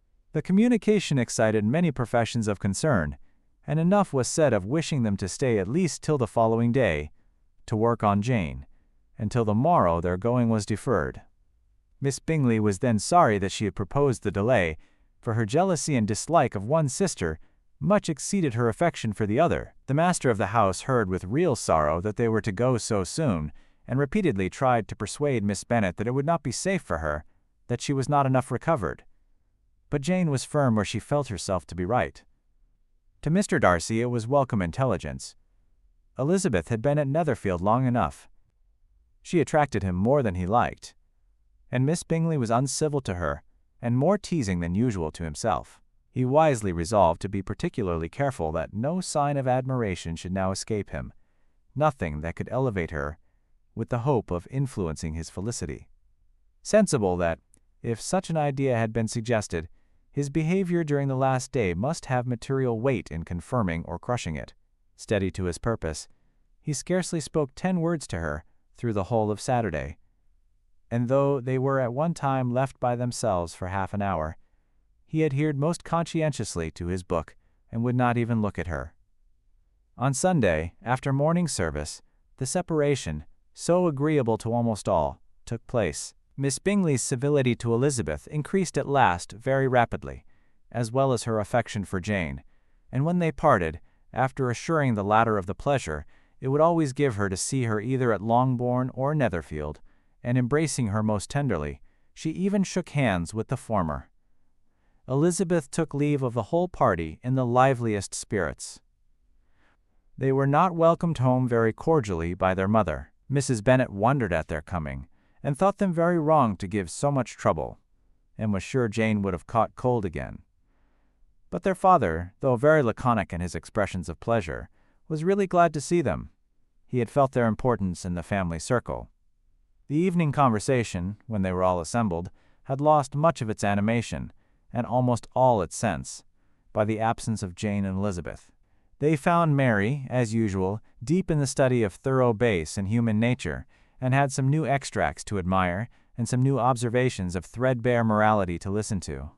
Catherine and Lydia had information for them of a different sort. Much had been done, and much had been said in the regiment since the preceding Wednesday. Several of the officers had dined lately with their uncle, a private had been flogged, and it had actually been hinted that Colonel Forster was going to be married. Chapter 13. "I hope, my dear," said Mr. Bennet to his wife as they were at breakfast the next morning, "that you have ordered a good dinner today, because I have reason to expect an addition to our family party." "Who do you mean, my dear?" "I know of nobody that is coming, I am sure, unless Charlotte Lucas should happen to call in, and I hope my dinners are good enough for her. I do not believe she often sees such at home." "The person of whom I speak is a gentleman and a stranger." Mrs. Bennet's eyes sparkled. "A gentleman and a stranger! It is Mr. Bingley, I am sure." "Why, Jane, you never dropped a word of this, you sly thing." "Well, I am sure I shall be extremely glad to see Mr. Bingley." "But, good Lord, how unlucky! There is not a bit of fish to be got today. Lydia, my love, ring the bell. I must speak to Hill this moment." "It is not Mr. Bingley," said her husband. "It is a person whom I never saw in the whole course of my life." This roused a general astonishment, and he had the pleasure of being eagerly questioned by his wife and 5 daughters at once. After amusing himself some time with their curiosity, he thus explained. "About a month ago I received this letter, and about a fortnight ago I answered it, for I thought it a case of some delicacy and requiring early attention. It is from my cousin, Mr. Collins, who, when I am dead, may turn you all out of this house as soon as he pleases." "Oh, my dear," cried his wife, "I cannot bear to hear that mentioned. Pray do not talk of that odious man. I do think it is the hardest thing in the world that your estate should be entailed away from your own children, and I am sure if I had been you, I should have tried long ago to do something or other about it." Jane and Elizabeth attempted to explain to her the nature of an entail. They had often attempted it before, but it was a subject on which Mrs. Bennet was beyond the reach of reason, and she continued to rail bitterly against the cruelty of settling an estate away from a family of 5 daughters, in favor of a man whom nobody cared anything about. "It certainly is a most iniquitous affair," said Mr. Bennet, "and nothing can clear Mr. Collins from the guilt of inheriting Longbourn. But if you will listen to his letter, you may perhaps be a little softened by his manner of expressing himself." "No, that I am sure I shall not, and I think it was very impertinent of him to write to you at all, and very hypocritical. I hate such false friends. Why could not he keep on quarreling with you, as his father did before him?" "Why, indeed, he does seem to have had some filial scruples on that head, as you will hear." Hunsford, near Westerham, Kent, the 15th of October. "Dear Sir, the disagreement subsisting between yourself and my late honored father always gave me much uneasiness, and since I have had the misfortune to lose him, I have frequently wished to heal the breach. But for some time I was kept back by my own doubts, fearing lest it might seem disrespectful to his memory for me to be on good terms with anyone with whom it had always pleased him to be at variance. There, Mrs. Bennet. My mind, however, is now made up on the subject, for having received ordination at Easter, I have been so fortunate as to be distinguished by the patronage of the Right Honourable Lady Catherine de Bourgh, widow of Sir Louis de Bourgh, whose bounty and beneficence has preferred me to the valuable rectory of this parish, where it shall be my earnest endeavour to demean myself with grateful respect towards her ladyship, and be ever ready to perform those rites and ceremonies which are instituted by the Church of England. As a clergyman, moreover, I feel it my duty to promote and establish the blessing of peace in all families within the reach of my influence, and on these grounds I flatter myself that my present overtures of goodwill are highly commendable, and that the circumstance of my being next in the entail of Longbourn estate will be kindly overlooked on your side, and not lead you to reject the offered olive branch. I cannot be otherwise than concerned at being the means of injuring your amiable daughters, and beg leave to apologize for it, as well as to assure you of my readiness to make them every possible amends. But of this hereafter. If you should have no objection to receive me into your house, I propose myself the satisfaction of waiting on you and your family, Monday, November 18th, by 4 o'clock, and shall probably trespass on your hospitality till the Saturday se'nnight following, which I can do without any inconvenience, as Lady Catherine is far from objecting to my occasional absence on a Sunday, provided that some other clergyman is engaged to do the duty of the day. I remain, dear sir, with respectful compliments to your lady and daughters, your well-wisher and friend, William Collins. At 4 o'clock, therefore, we may expect this peacemaking gentleman, said Mr. Bennet as he folded up the letter. He seems to be a most conscientious and polite young man, upon my word, and I doubt not will prove a valuable acquaintance, especially if Lady Catherine should be so indulgent as to let him come to us again. There is some sense in what he says about the girls, however, and if he is disposed to make them any amends, I shall not be the person to discourage him. Though it is difficult, said Jane, to guess in what way he can mean to make us the atonement he thinks our due, the wish is certainly to his credit. Elizabeth was chiefly struck with his extraordinary deference for Lady Catherine, and his kind intention of christening, marrying, and burying his parishioners whenever it were required. He must be an oddity, I think, said she. I cannot make him out. There is something very pompous in his style. And what can he mean by apologizing for being next in the entail? We cannot suppose he would help it, if he could. Can he be a sensible man, sir? No, my dear, I think not. I have great hopes of finding him quite the reverse. There is a mixture of servility and self-importance in his letter which promises well. I am impatient to see him. In point of composition, said Mary, his letter does not seem defective. The idea of the olive branch perhaps is not wholly new, yet I think it is well expressed. To Catherine and Lydia, neither the letter nor its writer were in any degree interesting. It was next to impossible that their cousin should come in a scarlet coat, and it was now some weeks since they had received pleasure from the society of a man in any other color. As for their mother, Mr. Collins's letter had done away much of her ill will, and she was preparing to see him with a degree of composure which astonished her husband and daughters. Mr. Collins was punctual to his time, and was received with great politeness by the whole family. Mr. Bennet, indeed, said little, but the ladies were ready enough to talk, and Mr. Collins seemed neither in need of encouragement nor inclined to be silent himself. He was a tall, heavy-looking young man of 25. His air was grave and stately, and his manners were very formal. He had not been long seated before he complimented Mrs. Bennet on having so fine a family of daughters, said he had heard much of their beauty, but that in this instance fame had fallen short of the truth, and added that he did not doubt her seeing them all in due time well disposed of in marriage. This gallantry was not much to the taste of some of his hearers, but Mrs. Bennet, who quarreled with no compliments, answered most readily, "You are very kind, sir, I am sure, and I wish with all my heart it may prove so, for else they will be destitute enough. Things are settled so oddly. You allude, perhaps, to the entail of this estate." "Ah, sir, I do indeed. It is a grievous affair to my poor girls, you must confess. Not that I mean to find fault with you, for such things, I know, are all chance in this world. There is no knowing how estates will go, when once they come to be entailed. I am very sensible, madam, of the hardship to my fair cousins, and could say much on the subject, but that I am cautious of appearing forward and precipitate. But I can assure the young ladies that I come prepared to admire them. At present I will not say more, but perhaps when we are better acquainted." He was interrupted by a summons to dinner, and the girls smiled on each other.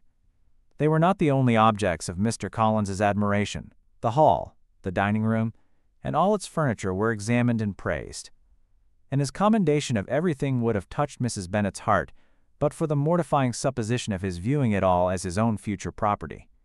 The dinner, too, in its turn, was highly admired, and he begged to know to which of his fair cousins the excellence of its cookery was owing. But here he was set right by Mrs. Bennet, who assured him with some asperity that they were very well able to keep a good cook, and that her daughters had nothing to do in the kitchen. He begged pardon for having displeased her. In a softened tone she declared herself not at all offended, but he continued to apologize for about a quarter of an hour. Chapter 14. During dinner, Mr. Bennet scarcely spoke at all, but when the servants were withdrawn, he thought it time to have some conversation with his guest, and therefore started a subject in which he expected him to shine, by observing that he seemed very fortunate in his patroness. Lady Catherine de Bourgh's attention to his wishes and consideration for his comfort appeared very remarkable. Mr. Bennet could not have chosen better. Mr. Collins was eloquent in her praise. The subject elevated him to more than usual solemnity of manner, and with a most important aspect he protested that he had never in his life witnessed such behavior in a person of rank, such affability and condescension as he had himself experienced from Lady Catherine. She had been graciously pleased to approve of both the discourses which he had already had the honor of preaching before her.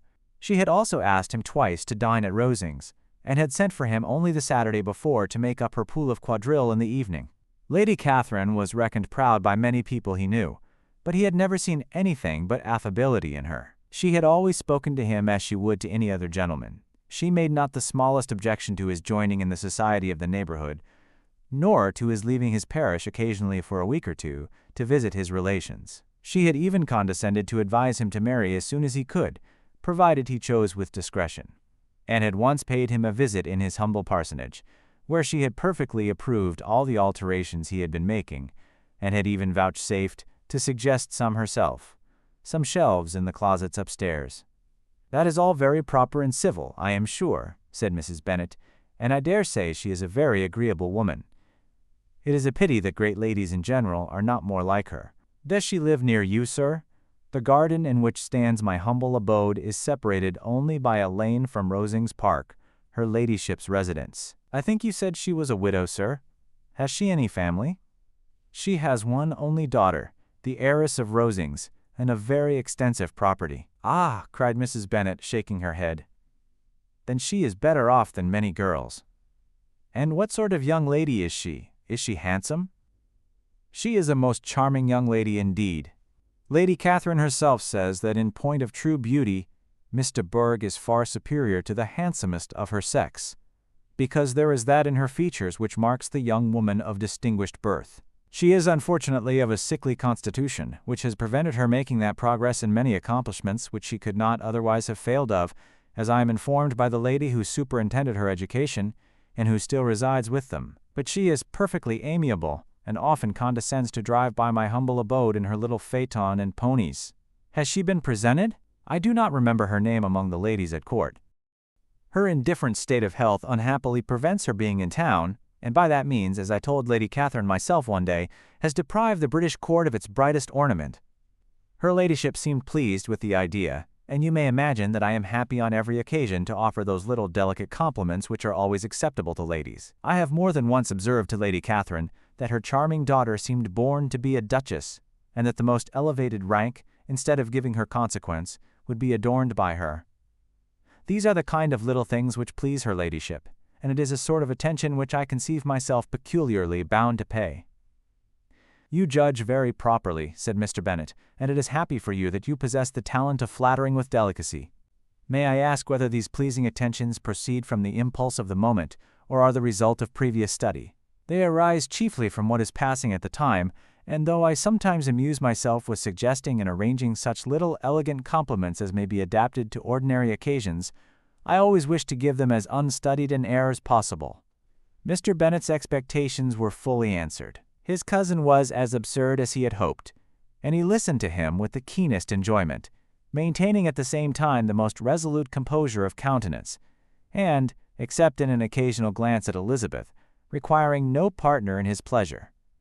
By tea-time, however, the dose had been enough, and Mr. Bennet was glad to take his guest into the drawing-room again, and when tea was over, glad to invite him to read aloud to the ladies. Mr. Collins readily assented, and a book was produced. But on beholding it, for everything announced it to be from a circulating library, he started back, and, begging pardon, protested that he never read novels. Kitty stared at him, and Lydia exclaimed. Other books were produced, and after some deliberation he chose Fortis's Sermons. Lydia gaped as he opened the volume, and before he had, with very monotonous solemnity, read 3 pages, she interrupted him with, "Do you know, Mamma, that my Uncle Phillips talks of turning away Richard, and if he does, Colonel Forster will hire him. My aunt told me so herself on Saturday." I shall walk to Meryton tomorrow to hear more about it, and to ask when Mr. Denny comes back from town." Lydia was bid by her 2 eldest sisters to hold her tongue, but Mr. Collins, much offended, laid aside his book and said, "I have often observed how little young ladies are interested by books of a serious stamp, though written solely for their benefit. It amazes me, I confess, for certainly there can be nothing so advantageous to them as instruction. But I will no longer importune my young cousin." Then, turning to Mr. Bennet, he offered himself as his antagonist at backgammon. Mr. Bennet accepted the challenge, observing that he acted very wisely in leaving the girls to their own trifling amusements. Mrs. Bennet and her daughters apologized most civilly for Lydia's interruption, and promised that it should not occur again if he would resume his book. But Mr. Collins, after assuring them that he bore his young cousin no ill will, and should never resent her behavior as any affront, seated himself at another table with Mr. Bennet, and prepared for backgammon. Chapter 15. Mr. Collins was not a sensible man, and the deficiency of nature had been but little assisted by education or society. The greatest part of his life having been spent under the guidance of an illiterate and miserly father, and though he belonged to one of the universities, he had merely kept the necessary terms, without forming at it any useful acquaintance. The subjection in which his father had brought him up had given him originally great humility of manner, but it was now a good deal counteracted by the self-conceit of a weak head, living in retirement, and the consequential feelings of early and unexpected prosperity. A fortunate chance had recommended him to Lady Catherine de Bourgh when the living of Hunsford was vacant, and the respect which he felt for her high rank and his veneration for her as his patroness, mingling with a very good opinion of himself, of his authority as a clergyman, and his rights as a rector, made him altogether a mixture of pride and obsequiousness, self-importance and humility. Having now a good house and very sufficient income, he intended to marry, and in seeking a reconciliation with the Longbourn family, he had a wife in view, as he meant to choose one of the daughters, if he found them as handsome and amiable as they were represented by common report. This was his plan of amends, of atonement, for inheriting their father's estate, and he thought it an excellent one, full of eligibility and suitableness, and excessively generous and disinterested on his own part. His plan did not vary on seeing them. Miss Bennet's lovely face confirmed his views and established all his strictest notions of what was due to seniority, and for the first evening she was his settled choice. The next morning, however, made an alteration, for in a quarter of an hour's tete-a-tete with Mrs. Bennet before breakfast, a conversation beginning with his parsonage house and leading naturally to the avowal of his hopes that a mistress for it might be found at Longbourn, produced from her, amid very complacent smiles and general encouragement, a caution against the very Jane he had fixed on. As to her younger daughter, she could not take upon her to say, she could not positively answer, but she did not know of any prepossession. Mr. Collins had only to change from Jane to Elizabeth, and it was soon done while Mrs. Bennet was stirring the fire. Elizabeth, equally next to Jane in birth and beauty, succeeded her of course. Mrs. Bennet treasured up the hint, and trusted that she might soon have 2 daughters married, and the man whom she could not bear to speak of the day before was now high in her good graces. Lydia's intention of walking to Meryton was not forgotten. Every sister except Mary agreed to go with her, and Mr. Collins was to attend them at the request of Mr. Bennet, who was most anxious to get rid of him and have his library to himself, for thither Mr. Collins had followed him after breakfast, and there he would continue, nominally engaged with one of the largest folios in the collection, but really talking to Mr. Bennet, with little cessation, of his house and garden at Hunsford. Such doings discomposed Mr. Bennet exceedingly. In his library he had been always sure of leisure and tranquillity, and though prepared, as he told Elizabeth, to meet with folly and conceit in every other room in the house, he was used to be free from them there. His civility, therefore, was most prompt in inviting Mr. Collins to join his daughters in their walk, and Mr. Collins, being in fact much better fitted for a walker than a reader, was extremely well pleased to close his large book and go.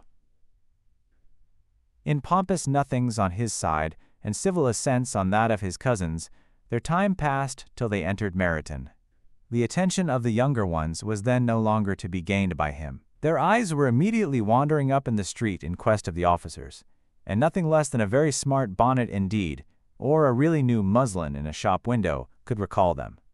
But the attention of every lady was soon caught by a young man whom they had never seen before, of most gentlemanlike appearance, walking with an officer on the other side of the way. The officer was the very Mr. Denny, concerning whose return from London Lydia came to inquire, and he bowed as they passed.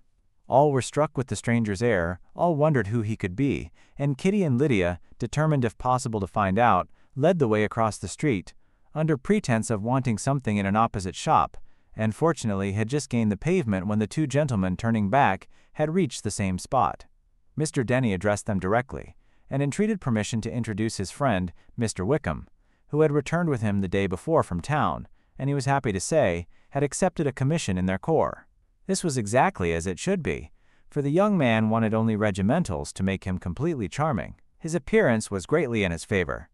He had all the best part of beauty: a fine countenance, a good figure, and very pleasing address. The introduction was followed up on his side by a happy readiness of conversation, a readiness at the same time perfectly correct and unassuming, and the whole party were still standing and talking together very agreeably, when the sound of horses drew their notice, and Darcy and Bingley were seen riding down the street. On distinguishing the ladies of the group, the two gentlemen came directly towards them and began the usual civilities. Bingley was the principal spokesman, and Miss Bennet the principal object. He was then, he said, on his way to Longbourn on purpose to inquire after her. Mr. Darcy corroborated it with a bow, and was beginning to determine not to fix his eyes on Elizabeth, when they were suddenly arrested by the sight of the stranger, and Elizabeth, happening to see the countenance of both as they looked at each other, was all astonishment at the effect of the meeting. Both changed color. One looked white, the other red. Mr. Wickham, after a few moments, touched his hat, a salutation which Mr. Darcy just deigned to return. What could be the meaning of it? It was impossible to imagine. It was impossible not to long to know. In another minute, Mr. Bingley, but without seeming to have noticed what passed, took leave and rode on with his friend. Mr. Denny and Mr. Wickham walked with the young ladies to the door of Mr. Phillips's house, and then made their bows, in spite of Miss Lydia's pressing entreaties that they would come in, and even in spite of Mrs. Phillips throwing up the parlor window and loudly seconding the invitation. Mrs. Phillips was always glad to see her nieces, and the two eldest, from their recent absence, were particularly welcome, and she was eagerly expressing her surprise at their sudden return home, which, as their own carriage had not fetched them, she should have known nothing about, if she had not happened to see Mr. Jones's shop-boy in the street, who had told her that they were not to send any more drafts to Netherfield because the Miss Bennets were come away, when her civility was claimed towards Mr. Collins by Jane's introduction of him. She received him with her very best politeness, which he returned with as much more, apologizing for his intrusion without any previous acquaintance with her, which he could not help flattering himself, however, might be justified by his relationship to the young ladies who introduced him to her notice. Mrs. Phillips was quite awed by such an excess of good breeding, but her contemplation of one stranger was soon put an end to by exclamations and inquiries about the other, of whom, however, she could only tell her nieces what they already knew, that Mr. Denny had brought him from London, and that he was to have a lieutenant's commission in the shire.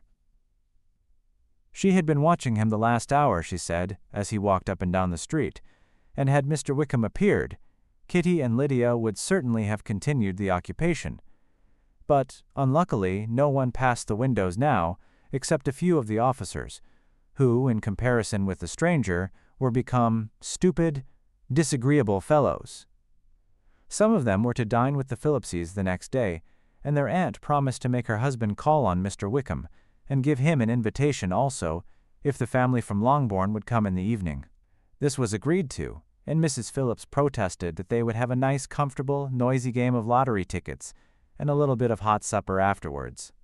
The prospect of such delights was very cheering, and they parted in mutual good spirits. Mr. Collins repeated his apologies in quitting the room, and was assured with unwearying civility that they were perfectly needless. As they walked home, Elizabeth related to Jane what she had seen pass between the two gentlemen. But though Jane would have defended either or both, had they appeared to be wrong, she could no more explain such behavior than her sister. Mr. Collins, on his return, highly gratified Mrs. Bennet by admiring Mrs. Phillips's manners and politeness. He protested that except Lady Catherine and her daughter, he had never seen a more elegant woman, for she had not only received him with the utmost civility, but had even pointedly included him in her invitation for the next evening, although utterly unknown to her before. Something he supposed might be attributed to his connection with them, but yet he had never met with so much attention in the whole course of his life. Chapter 16. As no objection was made to the young people's engagement with their aunt, and all Mr. Collins's scruples of leaving Mr. and Mrs. Bennet for a single evening during his visit were most steadily resisted, the coach conveyed him and his 5 cousins at a suitable hour to Meryton, and the girls had the pleasure of hearing, as they entered the drawing-room, that Mr. Wickham had accepted their uncle's invitation and was then in the house. When this information was given, and they had all taken their seats, Mr. Collins was at leisure to look around him and admire, and he was so much struck with the size and furniture of the apartment that he declared he might almost have supposed himself in the small summer breakfast parlor at Rosings, a comparison that did not at first convey much gratification, but when Mrs. Phillips understood from him what Rosings was and who was its proprietor, when she had listened to the description of only one of Lady Catherine's drawing-rooms, and found that the chimney-piece alone had cost £800, she felt, in describing to her all the grandeur of Lady Catherine and her mansion, with occasional digressions in praise of his own humble abode and the improvements it was receiving, he was happily employed until the gentlemen joined them, and he found in Mrs. Phillips a very attentive listener, whose opinion of his consequence increased with what she heard, and who was resolving to retail it all among her neighbors as soon as she could. To the girls, who could not listen to their cousin, and who had nothing to do but to wish for an instrument, and examine their own indifferent imitations of china on the mantelpiece, the interval of waiting appeared very long. It was over at last, however. The gentleman did approach, and when Mr. Wickham walked into the room, Elizabeth felt that she had neither been seeing him before, nor thinking of him since, with the smallest degree of unreasonable admiration. The officers of the shire were in general a very creditable, gentlemanlike set, and the best of them were of the present party. But Mr. Wickham was as far beyond them all in person, countenance, air, and walk, as they were superior to the broad-faced, stuffy Uncle Phillips, breathing port wine, who followed them into the room. Mr. Wickham was the happy man towards whom almost every female eye was turned, and Elizabeth was the happy woman by whom he finally seated himself. And the agreeable manner in which he immediately fell into conversation, though it was only on its being a wet night, and on the probability of a rainy season, made her feel that the commonest, dullest, most threadbare topic might be rendered interesting by the skill of the speaker. With such rivals for the notice of the fair as Mr. Wickham and the officers, Mr. Collins seemed likely to sink into insignificance. To the young ladies he certainly was nothing, but he had still at intervals a kind listener in Mrs. Phillips, and was, by her watchfulness, most abundantly supplied with coffee and muffin.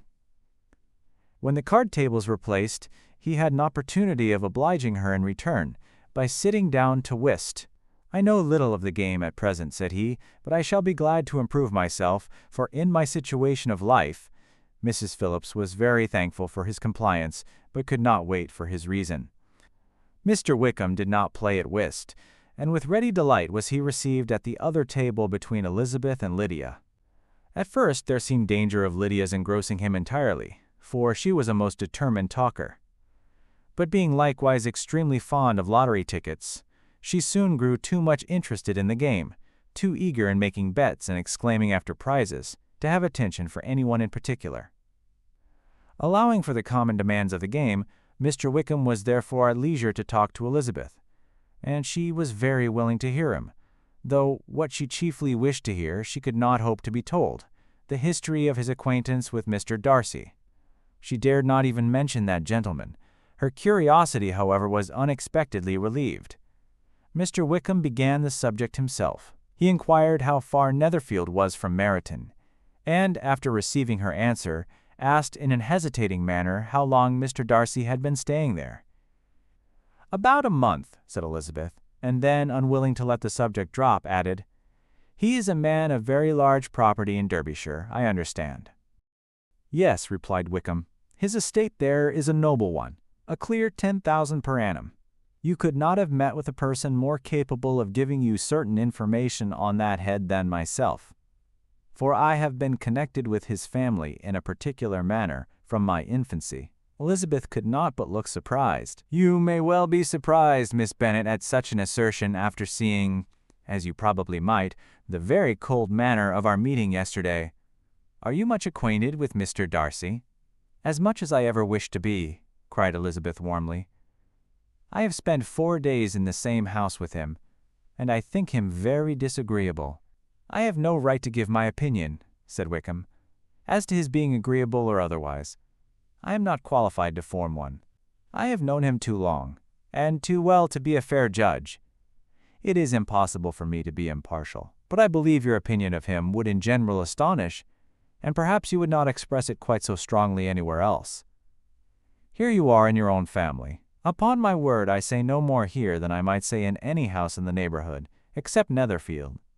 He is not at all liked in Hertfordshire. Everybody is disgusted with his pride. You will not find him more favorably spoken of by anyone."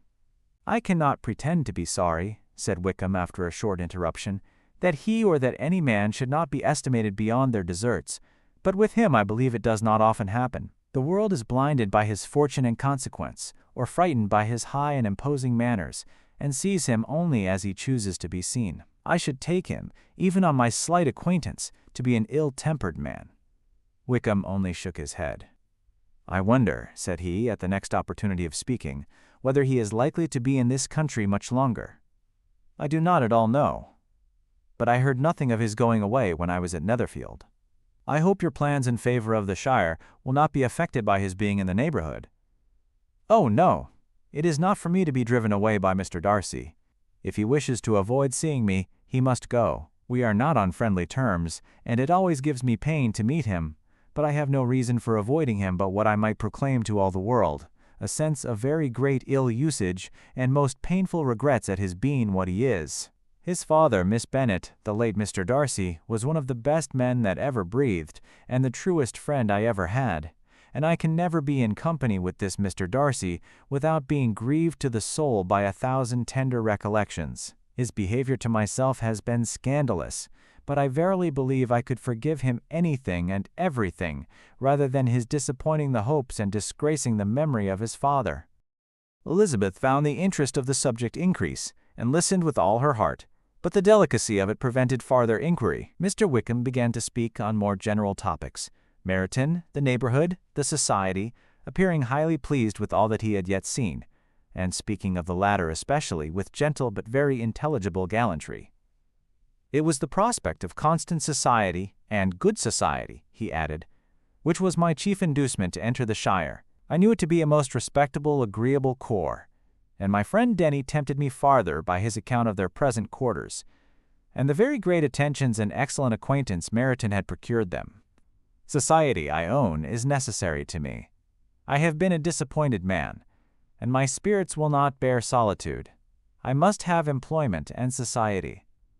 A military life is not what I was intended for, but circumstances have now made it eligible. The church ought to have been my profession. I was brought up for the church, and I should at this time have been in possession of a most valuable living, had it pleased the gentleman we were speaking of just now." "Indeed?" "Yes. The late Mr. Darcy bequeathed me the next presentation of the best living in his gift. He was my godfather, and excessively attached to me. I cannot do justice to his kindness. He meant to provide for me amply, and thought he had done it. But when the living fell, it was given elsewhere." "Good heavens!" cried Elizabeth. "But how could that be? How could his will be disregarded? Why did not you seek legal redress?" "There was just such an informality in the terms of the bequest as to give me no hope from law. A man of honor could not have doubted the intention, but Mr. Darcy chose to doubt it, or to treat it as a merely conditional recommendation, and to assert that I had forfeited all claim to it by extravagance, imprudence, in short anything or nothing. Certain it is that the living became vacant 2 years ago, exactly as I was of an age to hold it, and that it was given to another man. And no less certain is it that I cannot accuse myself of having really done anything to deserve to lose it. I have a warm, unguarded temper, and I may perhaps have sometimes spoken my opinion of him and to him too freely. I can recall nothing worse. But the fact is that we are a very different sort of men, and that he hates me. This is quite shocking. He deserves to be publicly disgraced. Some time or other he will be, but it shall not be by me. Till I can forget his father, I can never defy or expose him." Elizabeth honored him for such feelings, and thought him handsomer than ever as he expressed them. "But what," said she after a pause, "can have been his motive? What can have induced him to behave so cruelly?" "A thorough, determined dislike of me, a dislike which I cannot but attribute in some measure to jealousy. Had the late Mr. Darcy liked me less, his son might have borne with me better, but his father's uncommon attachment to me irritated him, I believe, very early in life. He had not a temper to bear the sort of competition in which we stood, the sort of preference which was often given me. I had not thought Mr. Darcy so bad as this. Though I have never liked him, I had not thought so very ill of him. I had supposed him to be despising his fellow creatures in general, but did not suspect him of descending to such malicious revenge, such injustice, such inhumanity as this." After a few minutes' reflection, however, she continued, "I do remember his boasting one day at Netherfield of the implacability of his resentments, of his having an unforgiving temper. His disposition must be dreadful." "I will not trust myself on the subject," replied Wickham. "I can hardly be just to him." Elizabeth was again deep in thought, and after a time exclaimed, "To treat in such a manner the godson, the friend, the favorite of his father." She could have added, "A young man, too, like you, whose very countenance may vouch for your being amiable." But she contented herself with, "And one, too, who had probably been his own companion from childhood, connected together, as I think you said, in the closest manner. We were born in the same parish, within the same park. The greatest part of our youth was passed together, inmates of the same house, sharing the same amusements, objects of the same parental care. My father began life in the profession which your uncle, Mr. Phillips, appears to do so much credit to, but he gave up everything to be of use to the late Mr. Darcy, and devoted all his time to the care of the Pemberley property. He was most highly esteemed by Mr. Darcy, a most intimate, confidential friend. Mr. Darcy often acknowledged himself to be under the greatest obligations to my father's active superintendence, and when immediately before my father's death, Mr. Darcy gave him a voluntary promise of providing for me, I am convinced that he felt it to be as much a debt of gratitude to him as of affection to myself." "How strange!" cried Elizabeth. "How abominable! I wonder that the very pride of this Mr. Darcy has not made him just to you, if from no better motive, that he should not have been too proud to be dishonest, for dishonesty I must call it." "It is wonderful," replied Wickham, "for almost all his actions may be traced to pride, and pride has often been his best friend. It has connected him nearer with virtue than any other feeling. But we are none of us consistent, and in his behavior to me there were stronger impulses even than pride. Can such abominable pride as his have ever done him good? Yes, it has often led him to be liberal and generous, to give his money freely, to display hospitality, to assist his tenants, and relieve the poor. Family pride and filial pride, for he is very proud of what his father was, have done this. Not to appear to disgrace his family, to degenerate from the popular qualities, or lose the influence of the Pemberley house, is a powerful motive. He has also brotherly pride, which with some brotherly affection makes him a very kind and careful guardian of his sister, and you will hear him generally cried up as the most attentive and best of brothers. What sort of a girl is Miss Darcy?" He shook his head. "I wish I could call her amiable. It gives me pain to speak ill of a Darcy, but she is too much like her brother. Very, very proud. As a child she was affectionate and pleasing, and extremely fond of me, and I have devoted hours and hours to her amusement. But she is nothing to me now. She is a handsome girl, about 15 or 16, and, I understand, highly accomplished. Since her father's death her home has been London, where a lady lives with her and superintends her education, After many pauses and many trials of other subjects, Elizabeth could not help reverting once more to the first and saying, "I am astonished at his intimacy with Mr. Bingley. How can Mr. Bingley, who seems good humor itself, and is, I really believe, truly amiable, be in friendship with such a man? How can they suit each other? Do you know Mr. Bingley? Not at all. He is a sweet-tempered, amiable, charming man. He cannot know what Mr. Darcy is. Probably not. But Mr. Darcy can please where he chooses. He does not want abilities. He can be a conversable companion if he thinks it worth his while. Among those who are at all his equals in consequence, he is a very different man, from what he is, to the less prosperous. His pride never deserts him, but with the rich he is liberal-minded, just, sincere, rational, honorable, and perhaps agreeable, allowing something for fortune and figure. The whist party soon afterwards breaking up, the players gathered round the other table, and Mr. Collins took his station between his cousin Elizabeth and Mrs. Phillips. The usual inquiries as to his success were made by the latter. It had not been very great. He had lost every point. But when Mrs. Phillips began to express her concern thereupon, he assured her with much earnest gravity that it was not of the least importance, that he considered the money as a mere trifle, and begged she would not make herself uneasy. "I know very well, madam," said he, "that when persons sit down to a card table, they must take their chance of these things, and happily I am not in such circumstances as to make 5 shillings any object. There are undoubtedly many who could not say the same, but thanks to Lady Catherine de Bourgh, I am removed far beyond the necessity of regarding little matters."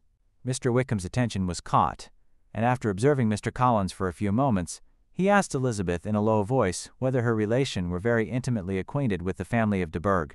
"Lady Catherine de Bourgh," she replied, "has very lately given him a living. I hardly know how Mr. Collins was first introduced to her notice, but he certainly has not known her long. You know, of course, that Lady Catherine de Bourgh and Lady Anne Darcy were sisters, consequently that she is aunt to the present Mr. Darcy." "No, indeed, I did not.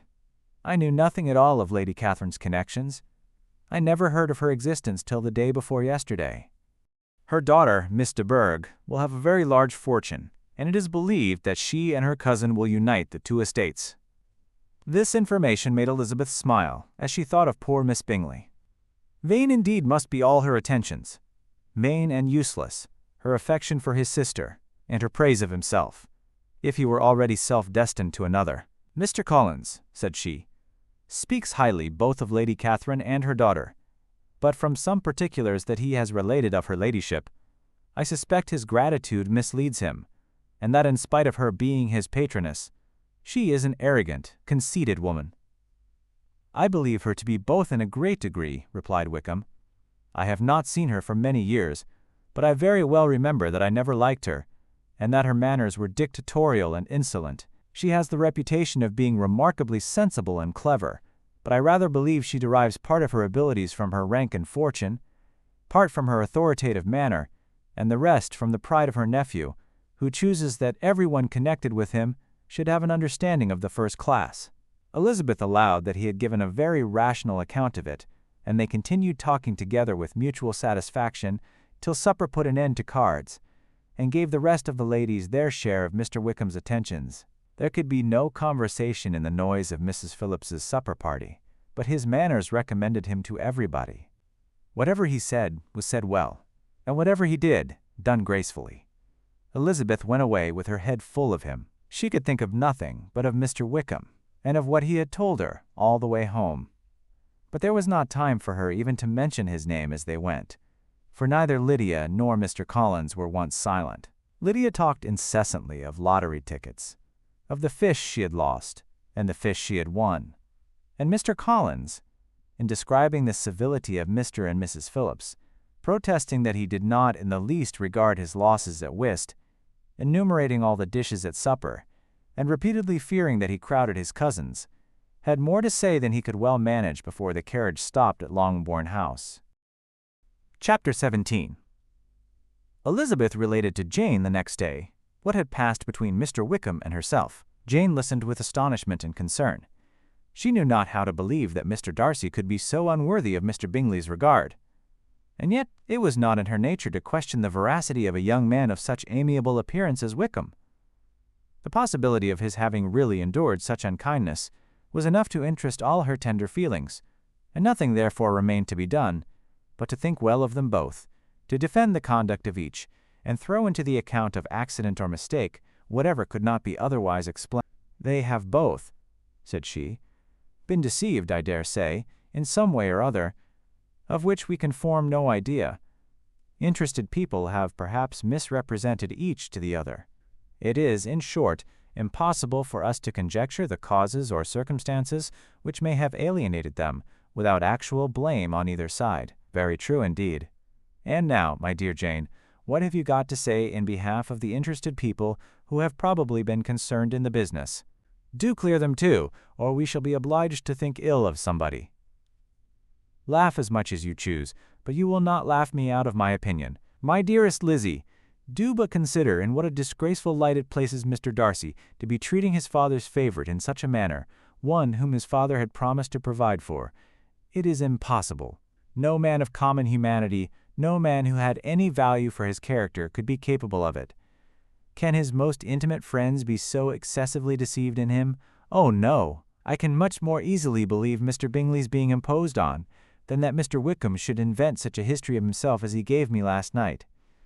Names, facts, everything mentioned without ceremony. If it be not so, let Mr. Darcy contradict it. Besides, there was truth in his looks. It is difficult indeed, it is distressing. One does not know what to think. I beg your pardon. One knows exactly what to think, but Jane could think with certainty on only one point, that Mr. Bingley, if he had been imposed on, would have much to suffer when the affair became public. The two young ladies were summoned from the shrubbery where this conversation passed, by the arrival of some of the very persons of whom they had been speaking. Mr. Bingley and his sisters came to give their personal invitation for the long-expected ball at Netherfield, which was fixed for the following Tuesday. The two ladies were delighted to see their dear friend again, called it an age since they had met, and repeatedly asked what she had been doing with herself since their separation. To the rest of the family they paid little attention, avoiding Mrs. Bennet as much as possible, saying not much to Elizabeth, and nothing at all to the others. They were soon gone again, rising from their seats with an activity which took their brother by surprise, and hurrying off, as if eager to escape from Mrs. Bennet's civilities.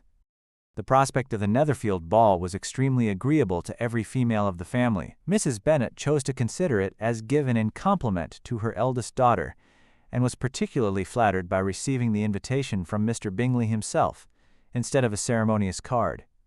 Jane pictured to herself a happy evening in the society of her two friends, and the attention of their brother, and Elizabeth thought with pleasure of dancing a great deal with Mr. Wickham, and of seeing a confirmation of everything in Mr. Darcy's looks and behavior. The happiness anticipated by Catherine and Lydia depended less on any single event or any particular person, for though they each, like Elizabeth, meant to dance half the evening with Mr. Wickham, he was by no means the only partner who could satisfy them, and a ball was at any rate a ball, and even Mary could assure her family that she had no disinclination for it. "While I can have my mornings to myself," said she, "it is enough. I think it no sacrifice to join occasionally in evening engagements. Society has claims on us all, and I profess myself one of those who consider intervals of recreation and amusement as desirable for everybody." Elizabeth's spirits were so high on the occasion that, though she did not often speak unnecessarily to Mr. Collins, she could not help asking him whether he intended to accept Mr. Bingley's invitation, and if he did, whether he would think it proper to join in the evening's amusement. And she was rather surprised to find that he entertained no scruple whatever on that head, and was very far from dreading a rebuke either from the Archbishop or Lady Catherine de Bourgh by venturing to dance. "I am by no means of opinion, I assure you," said he, "that a ball of this kind, given by a young man of character to respectable people, can have any evil tendency, and I am so far from objecting to dancing myself, that I shall hope to be honored with the hands of all my fair cousins in the course of the evening, and I take this opportunity of soliciting yours, Miss Elizabeth, for the two first dances especially, a preference which I trust my cousin Jane will attribute to the right cause, and not to any disrespect for her." Elizabeth felt herself completely taken in. She had fully proposed being engaged by Wickham for those very dances, and to have Mr. Collins instead. Her liveliness had been never worse timed. There was no help for it, however. Mr. Wickham's happiness and her own was perforce delayed a little longer, and Mr. Collins's proposal accepted with as good a grace as she could. She was not the better pleased with his gallantry from the idea it suggested of something more. It now first struck her that she was selected from among her sisters as worthy of being the mistress of Hunsford Parsonage, and of assisting to form a quadrille table at Rosings, in the absence of more eligible visitors. The idea soon reached to conviction, as she observed his increasing civilities toward herself, and heard his frequent attempt at a compliment on her wit and vivacity. And though more astonished than gratified herself by this effect of her charms, it was not long before her mother gave her to understand that the probability of their marriage was exceedingly agreeable to her. Elizabeth, however, did not choose to take the hint, being well aware that a serious dispute must be the consequence of any reply. Mr. Collins might never make the offer, and till he did it was useless to quarrel about him. If there had not been a Netherfield ball to prepare for and talk of, the younger Miss Bennets would have been in a pitiable state at this time, for from the day of the invitation to the day of the ball, there was such a succession of rain as prevented their walking to Meryton once. No aunt, no officers, no news could be sought after. The very shoe roses for Netherfield were got by proxy. Even Elizabeth might have found some trial of her patience in weather, which totally suspended the improvement of her acquaintance with Mr. Wickham, and nothing less than a dance on Tuesday could have made such a Friday, Saturday, Sunday, and Monday endurable to Kitty and Lydia. Chapter 18. Till Elizabeth entered the drawing-room at Netherfield and looked in vain for Mr. Wickham among the cluster of red coats there assembled. A doubt of his being present had never occurred to her. The certainty of meeting him had not been checked by any of those recollections that might not unreasonably have alarmed her. She had dressed with more than usual care, and prepared in the highest spirits for the conquest of all that remained unsubdued of his heart, trusting that it was not more than might be won in the course of the evening. But in an instant arose the dreadful suspicion of his being purposely omitted from Mr. Darcy's pleasure in the Bingleys' invitation to the officers. And though this was not exactly the case, the absolute fact of his absence was pronounced by his friend Mr. Denny, to whom Lydia eagerly applied, and who told them that Wickham had been obliged to go to town on business the day before, and was not yet returned, adding, with a significant smile, "I do not imagine his business would have called him away just now, if he had not wished to avoid a certain gentleman here." This part of his intelligence, though unheard by Lydia, was caught by Elizabeth, and as it assured her that Darcy was not less answerable for Wickham's absence than if her first surmise had been just, every feeling of displeasure against the former was so sharpened by immediate disappointment that she could hardly reply with tolerable civility to the polite inquiries which he directly afterwards approached to make. Attention, forbearance, patience with Darcy was injury to Wickham. She was resolved against any sort of conversation with him, and turned away with a degree of ill humor which she could not wholly surmount even in speaking to Mr. Bingley, whose blind partiality provoked her. But Elizabeth was not formed for ill humor, and though every prospect of her own was destroyed for the evening, it could not dwell long on her spirits. And having told all her griefs to Charlotte Lucas, whom she had not seen for a week, she was soon able to make a voluntary transition to the oddities of her cousin, and to point him out to her particular notice. The two first dances, however, brought a return of distress. They were dances of mortification. Mr. Collins, awkward and solemn, apologizing instead of attending, and often moving wrong without being aware of it, gave her all the shame and misery which a disagreeable partner for a couple of dances can give. The moment of her release from him was ecstasy. She danced next with an officer, and had the refreshment of talking of Wickham, and of hearing that he was universally liked. When those dances were over, she returned to Charlotte Lucas, and was in conversation with her, when she found herself suddenly addressed by Mr. Darcy, who took her so much by surprise in his application for her hand, that, without knowing what she did, she accepted him. He walked away again immediately, and she was left to fret over her own want of presence of mind. Charlotte tried to console her. "I dare say you will find him very agreeable." "Heaven forbid! That would be the greatest misfortune of all, to find a man agreeable whom one is determined to hate. do not wish me such an evil."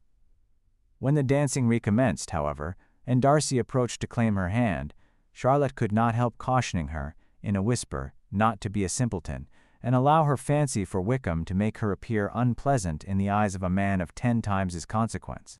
Elizabeth made no answer, and took her place in the set, amazed at the dignity to which she was arrived in being allowed to stand opposite to Mr. Darcy, and reading in her neighbor's looks their equal amazement in beholding it.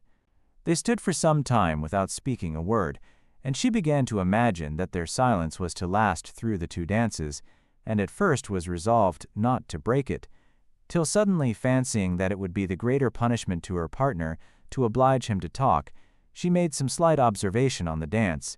He replied, and was again silent. After a pause of some minutes, she addressed him a second time with, "It is your turn to say something now, Mr. Darcy. I talked about the dance, and you ought to make some kind of remark on the size of the room, or the number of couples." He smiled, and assured her that whatever she wished him to say should be said. "Very well. That reply will do for the present. Perhaps by and by I may observe that private balls are much pleasanter than public ones. But now we may be silent." "Do you talk by rule, then, while you are dancing?"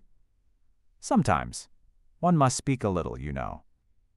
"It would look odd to be entirely silent for half an hour together, and yet for the advantage of some, conversation ought to be so arranged as that they may have the trouble of saying as little as possible. Are you consulting your own feelings in the present case, or do you imagine that you are gratifying mine?" "Both," replied Elizabeth archly, "for I have always seen a great similarity in the turn of our minds. We are each of an unsocial, taciturn disposition, unwilling to speak, unless we expect to say something that will amaze the whole room, and be handed down to posterity with all the éclat of a proverb." "This is no very striking resemblance of your own character, I am sure," said he. "How near it may be to mine, I cannot pretend to say." "You think it a faithful portrait, undoubtedly." "I must not decide on my own performance." He made no answer, and they were again silent till they had gone down the dance, when he asked her if she and her sisters did not very often walk to Meryton. She answered in the affirmative, and, unable to resist the temptation, added, "When you met us there the other day, we had just been forming a new acquaintance." The effect was immediate. A deeper shade of hauteur overspread his features. But he said not a word, and Elizabeth, though blaming herself for her own weakness, could not go on. At length Darcy spoke, and in a constrained manner said, "Mr. Wickham is blessed with such happy manners as may ensure his making friends. Whether he may be equally capable of retaining them is less certain." "He has been so unlucky as to lose your friendship," replied Elizabeth with emphasis, "and in a manner which he is likely to suffer from all his life." Darcy made no answer, and seemed desirous of changing the subject. At that moment Sir William Lucas appeared close to them, meaning to pass through the set to the other side of the room. But on perceiving Mr. Darcy, he stopped with a bow of superior courtesy to compliment him on his dancing and his partner. "I have been most highly gratified indeed, my dear sir. Such very superior dancing is not often seen. It is evident that you belong to the first circles. Allow me to say, however, that your fair partner does not disgrace you, and that I must hope to have this pleasure often repeated, especially when a certain desirable event, my dear Miss Eliza," glancing at her sister and Bingley, "shall take place. What congratulations will then flow in." "I appeal to Mr. Darcy. But let me not interrupt you, sir. You will not thank me for detaining you from the bewitching converse of that young lady whose bright eyes are also upbraiding me." The latter part of this address was scarcely heard by Darcy, but Sir William's allusion to his friend seemed to strike him forcibly, and his eyes were directed with a very serious expression towards Bingley and Jane, who were dancing together. Recovering himself, however, shortly, he turned to his partner and said, "Sir William's interruption has made me forget what we were talking of. I do not think we were speaking at all. Sir William could not have interrupted any 2 people in the room who had less to say for themselves. We have tried 2 or 3 subjects already without success, and what we are to talk of next I cannot imagine." "What think you of books?" said he, smiling. "Books? "Oh no, I am sure we never read the same, or not with the same feelings." "I am sorry you think so. But if that be the case, there can at least be no want of subject. We may compare our different opinions." "No, I cannot talk of books in a ballroom. My head is always full of something else. The present always occupies you in such scenes." "Does it?" said he, with a look of doubt. "Yes, always," she replied, without knowing what she said, for her thoughts had wandered far from the subject, as soon afterwards appeared, by her suddenly exclaiming, "I remember hearing you once say, Mr. Darcy, that you hardly ever forgave, that your resentment once created was unappeasable. You are very cautious, I suppose, as to its being created." "I am," said he with a firm voice. "And never allow yourself to be blinded by prejudice?" "I hope not. It is particularly incumbent on those who never change their opinion to be secure of judging properly at first." "May I ask to what these questions tend?" "Merely to the illustration of your character," said she, endeavoring to shake off her gravity. "I am trying to make it out." "And what is your success?" She shook her head. "I do not get on at all.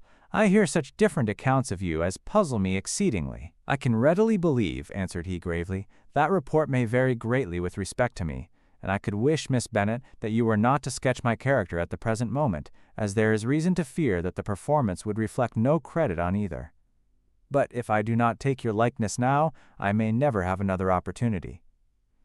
"I would by no means suspend any pleasure of yours," he coldly replied. She said no more, and they went down the other dance and parted in silence, on each side dissatisfied, though not to an equal degree, for in Darcy's breast there was a tolerable powerful feeling towards her, which soon procured her pardon, and directed all his anger against another.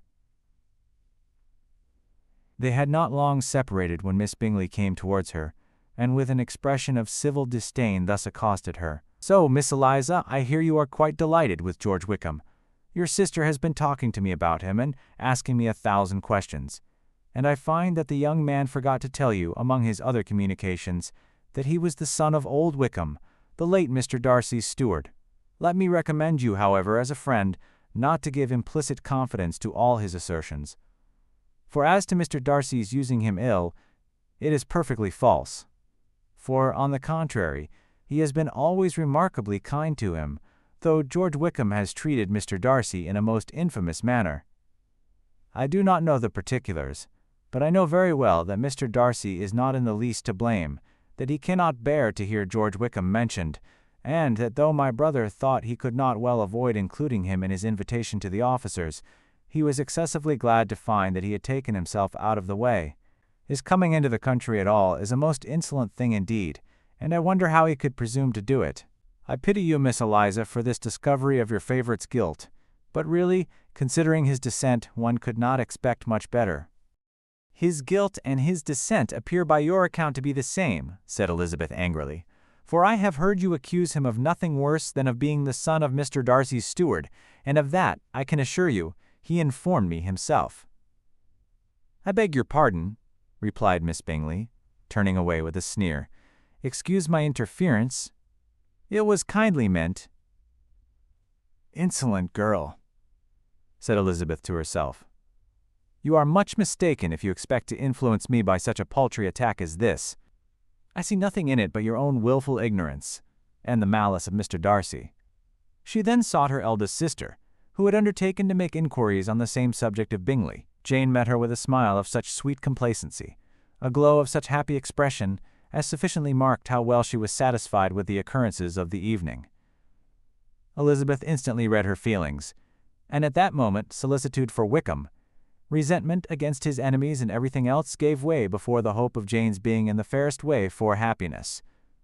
"I want to know," said she, with a countenance no less smiling than her sister's, "what you have learnt about Mr. Wickham, but perhaps you have been too pleasantly engaged to think of any third person, in which case you may be sure of my pardon." "No," replied Jane, "I have not forgotten him, but I have nothing satisfactory to tell you. Mr. Bingley does not know the whole of his history, and is quite ignorant of the circumstances which have principally offended Mr. Darcy. But he will vouch for the good conduct, the probity and honor of his friend, and is perfectly convinced that Mr. Wickham has deserved much less attention from Mr. Darcy than he has received. And I am sorry to say that by his account, as well as his sister's, Mr. Wickham is by no means a respectable young man. I am afraid he has been very imprudent, and has deserved to lose Mr. Darcy's regard. Mr. Bingley does not know Mr. Wickham himself? No, he never saw him till the other morning at Meryton. This account, then, is what he has received from Mr. Darcy. I am perfectly satisfied.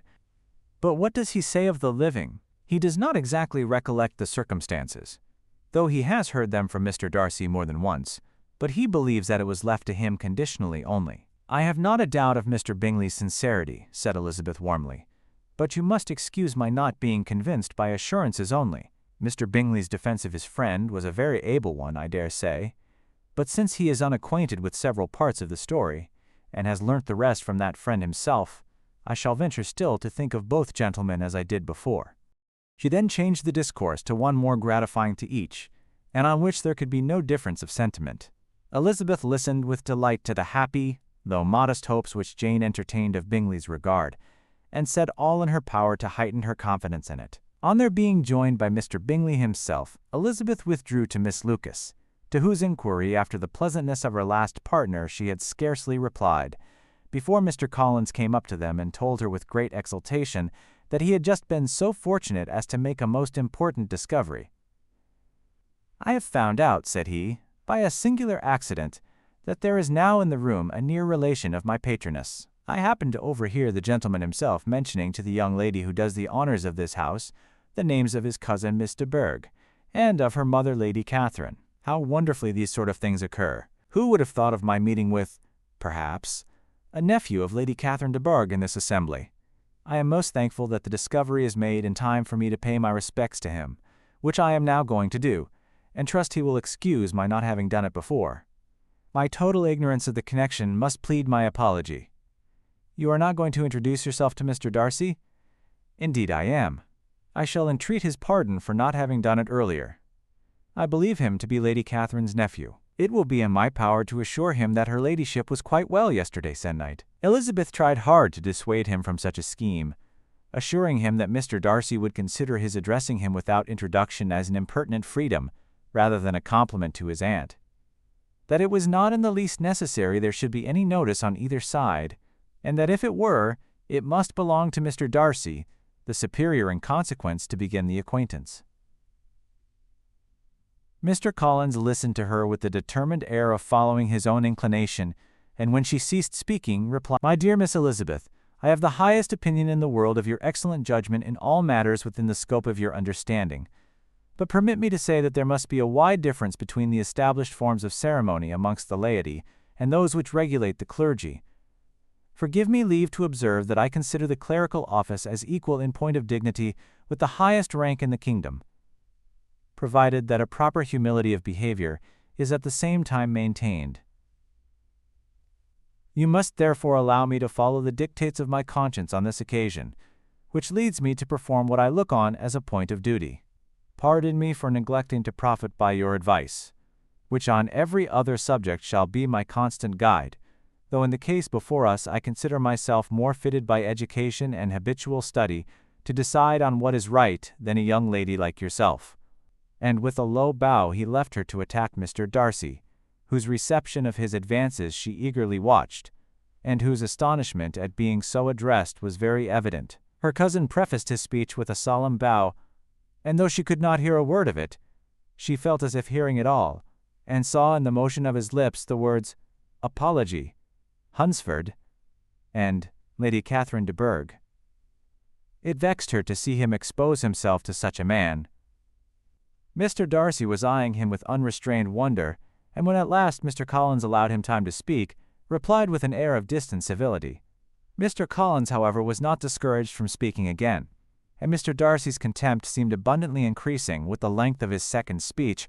At the end of it he only made him a slight bow, and moved another way. Mr. Collins then returned to Elizabeth. "I have no reason, I assure you," said he, "to be dissatisfied with my reception." Mr. Darcy seemed much pleased with the attention. He answered me with the utmost civility, and even paid me the compliment of saying that he was so well convinced of Lady Catherine's discernment, as to be certain she could never bestow a favor unworthily. It was really a very handsome thought. Upon the whole, I am much pleased with him." As Elizabeth had no longer any interest of her own to pursue, she turned her attention almost entirely on her sister and Mr. Bingley, and the train of agreeable reflections which her observations gave birth to made her perhaps almost as happy as Jane. She saw her, in idea, settled in that very house, in all the felicity which a marriage of true affection could bestow, and she felt capable under such circumstances of endeavoring even to like Bingley's two sisters. Her mother's thoughts she plainly saw were bent the same way, and she determined not to venture near her, lest she might hear too much. When they sat down to supper, therefore, she considered it a most unlucky perverseness, which placed them within one of each other, and deeply was she vexed to find that her mother was talking to that one person, Lady Lucas, freely, openly, and of nothing else but of her expectation that Jane would be soon married to Mr. Bingley.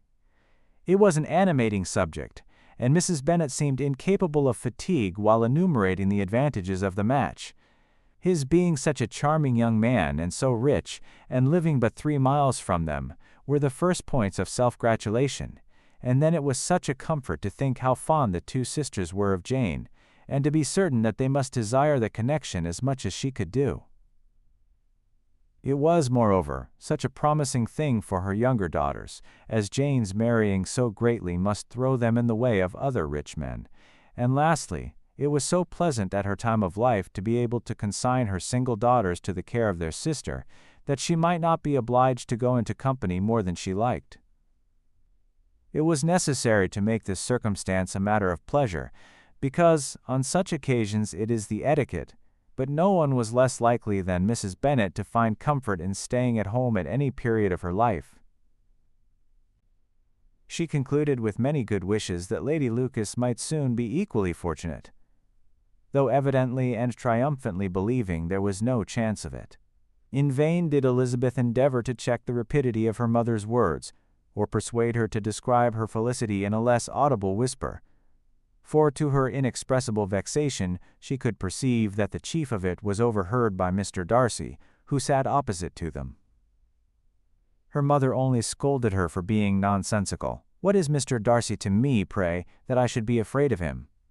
I am sure we owe him no such particular civility, as to be obliged to say nothing he may not like to hear. For heaven's sake, madam, speak lower. What advantage can it be to you to offend Mr. Darcy? You will never recommend yourself to his friend by so doing." Nothing that she could say, however, had any influence. Her mother would talk of her views in the same intelligible tone.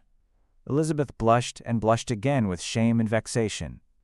She could not help frequently glancing her eye at Mr. Darcy, though every glance convinced her of what she dreaded, for though he was not always looking at her mother, she was convinced that his attention was invariably fixed by her. The expression of his face changed gradually, from indignant contempt to a composed and steady gravity. At length, however, Mrs. Bennet had no more to say, and Lady Lucas, who had been long yawning at the repetition of delights which she saw no likelihood of sharing, was left to the comforts of cold ham and chicken. Elizabeth now began to revive, but not long was the interval of tranquillity, for when supper was over, singing was talked of, and she had the mortification of seeing Mary, after very little entreaty, preparing to oblige the company. By many significant looks and silent entreaties did she endeavor to prevent such a proof of complaisance, but in vain. Mary would not understand them. Such an opportunity of exhibiting was delightful to her, and she began her song. Elizabeth's eyes were fixed on her with most painful sensations, and she watched her progress through the several stanzas with an impatience which was very ill rewarded at their close. For Mary, on receiving amongst the thanks of the table the hint of a hope that she might be prevailed on to favor them again, after the pause of half a minute began another. Mary's powers were by no means fitted for such a display. Her voice was weak, and her manner affected. Elizabeth was in agonies. She looked at Jane, to see how she bore it, but Jane was very composedly talking to Bingley. She looked at his two sisters, and saw them making signs of derision at each other, and at Darcy, who continued, however, impenetrably grave. She looked at her father to entreat his interference, lest Mary should be singing all night. He took the hint, and when Mary had finished her second song, said aloud, "That will do extremely well, child. You have delighted us long enough. Let the other young ladies have time to exhibit." Mary, though pretending not to hear, was somewhat disconcerted, and Elizabeth, sorry for her, and sorry for her father's speech, was afraid her anxiety had done no good. Others of the party were now applied to. "If I," said Mr. Collins, "were so fortunate as to be able to sing, I should have great pleasure, I am sure, in obliging the company with an air. For I consider music as a very innocent diversion, and perfectly compatible with the profession of a clergyman.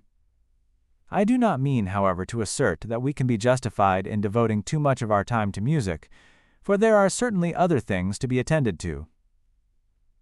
The rector of a parish has much to do. In the first place, he must make such an agreement for tithes as may be beneficial to himself and not offensive to his patron. He must write his own sermons, and the time that remains will not be too much for his parish duties, and the care and improvement of his dwelling, which he cannot be excused from making as comfortable as possible. And I do not think it of light importance that he should have attentive and conciliatory manners towards everybody, especially towards those to whom he owes his preferment.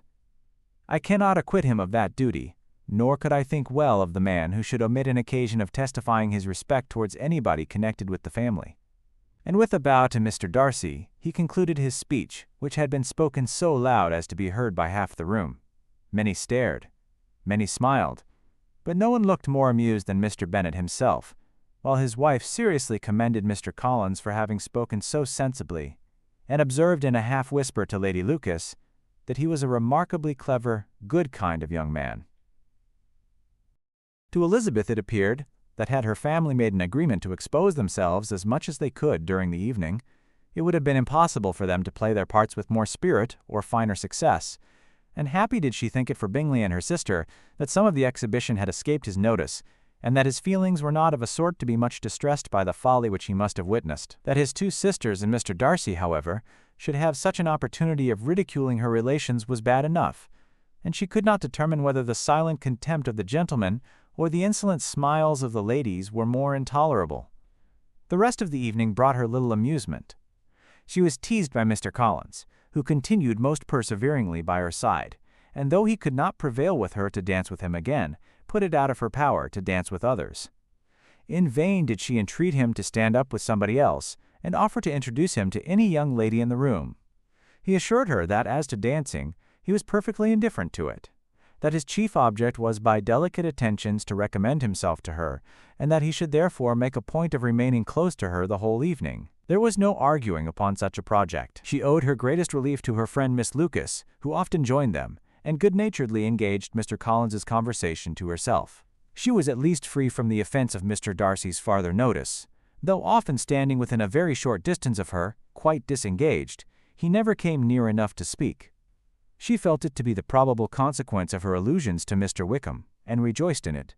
The Longbourn party were the last of all the company to depart, and, by a maneuver of Mrs. Bennet, had to wait for their carriages a quarter of an hour after everybody else was gone, which gave them time to see how heartily they were wished away by some of the family. Mrs. Hurst and her sister scarcely opened their mouths except to complain of fatigue, and were evidently impatient to have the house to themselves. They repulsed every attempt of Mrs. Bennet at conversation, and by so doing threw a languor over the whole party, which was very little relieved by the long speeches of Mr. Collins, who was complimenting Mr. Bingley and his sisters on the elegance of their entertainment and the hospitality and politeness which had marked their behavior to their guests. Darcy said nothing at all. Mr. Bennet, in equal silence, was enjoying the scene. Mr. Bingley and Jane were standing together, a little detached from the rest, and talked only to each other. Elizabeth preserved as steady a silence as either Mrs. Hurst or Miss Bingley, and even Lydia was too much fatigued to utter more than the occasional exclamation of, "Lord, how tired I am!" accompanied by a violent yawn. When at length they arose to take leave, Mrs. Bennet was most pressingly civil in her hope of seeing the whole family soon at Longbourn, and addressed herself particularly to Mr. Bingley, to assure him how happy he would make them by eating a family dinner with them at any time, without the ceremony of a formal invitation. Bingley was all grateful pleasure, and he readily engaged for taking the earliest opportunity of waiting on her, after his return from London, whither he was obliged to go the next day for a short time. Mrs. Bennet was perfectly satisfied, and quitted the house under the delightful persuasion that, allowing for the necessary preparations of settlements, new carriages, and wedding clothes, she should undoubtedly see her daughter settled at Netherfield in the course of 3 or 4 months. Of having another daughter married to Mr. Collins, she thought with equal certainty, and with considerable, though not equal, pleasure. Elizabeth was the least dear to her of all her children, and though the man and the match were quite good enough for her, the worth of each was eclipsed by Mr. Bingley and Netherfield. Chapter 19. The next day opened a new scene at Longbourn. Mr. Collins made his declaration in form. Having resolved to do it without loss of time, as his leave of absence extended only to the following Saturday, and having no feelings of diffidence to make it distressing to himself even at the moment, he set about it in a very orderly manner, with all the observances which he supposed a regular part of the business. On finding Mrs. Bennet, Elizabeth, and one of the younger girls together soon after breakfast, he addressed the mother in these words: "May I hope, madam, for your interest with your fair daughter Elizabeth, when I solicit for the honor of a private audience with her in the course of this morning?" Before Elizabeth had time for anything but a blush of surprise, Mrs. Bennet instantly answered, "Oh dear, yes, certainly. I am sure Lizzie will be very happy. I am sure she can have no objection. Come, Kitty, I want you upstairs." And gathering her work together, she was hastening away, when Elizabeth called out, "Dear ma'am, do not go. I beg you will not go. Mr. Collins must excuse me. He can have nothing to say to me that anybody need not hear. I am going away myself." "No, no, nonsense, Lizzie. I desire you will stay where you are." And upon Elizabeth seeming really, with vexed and embarrassed looks, about to escape, she added, "Lizzie, I insist upon your staying and hearing Mr. Collins." Elizabeth would not oppose such an injunction, and a moment's consideration making her also sensible that it would be wisest to get it over as soon and as quietly as possible, she sat down again and tried to conceal by incessant employment the feelings which were divided between distress and diversion. Mrs. Bennet and Kitty walked off, and as soon as they were gone, Mr. Collins began, "Believe me, my dear Miss Elizabeth, that your modesty, so far from doing you any disservice, rather adds to your other perfections. You would have been less amiable in my eyes, had there not been this little unwillingness, but allow me to assure you that I have your respected mother's permission for this address. You can hardly doubt the purport of my discourse, however your natural delicacy may lead you to dissemble. My attentions have been too marked to be mistaken. Almost as soon as I entered the house I singled you out as the companion of my future life. But before I am run away with by my feelings on this subject, perhaps it will be advisable for me to state my reasons for marrying, and moreover for coming into Hertfordshire with the design of selecting a wife, as I certainly did." The idea of Mr. Collins, with all his solemn composure, being run away with by his feelings, made Elizabeth so near laughing that she could not use the short pause he allowed in any attempt to stop him farther. And he continued, "My reasons for marrying are, first, that I think it a right thing for every clergyman in easy circumstances, like myself, to set the example of matrimony in his parish. Secondly, that I am convinced it will add very greatly to my happiness. And thirdly, which perhaps I ought to have mentioned earlier, that it is the particular advice and recommendation of the very noble lady whom I have the honor of calling patroness. Twice has she condescended to give me her opinion, unasked too, on this subject, and it was but the very Saturday night before I left Hunsford, between our pools at quadrille, while Mrs. Jenkinson was arranging Miss de Bourgh's footstool, that she said, 'Mr. Collins, you must marry. A clergyman like you must marry. Choose properly, choose a gentlewoman for my sake, and for your own, let her be an active, useful sort of person, not brought up high, but able to make a small income go a good way. This is my advice. Find such a woman as soon as you can, bring her to Hunsford, and I will visit her. Allow me, by the way, to observe, my fair cousin, that I do not reckon the notice and kindness of Lady Catherine de Bourgh as among the least of the advantages in my power to offer.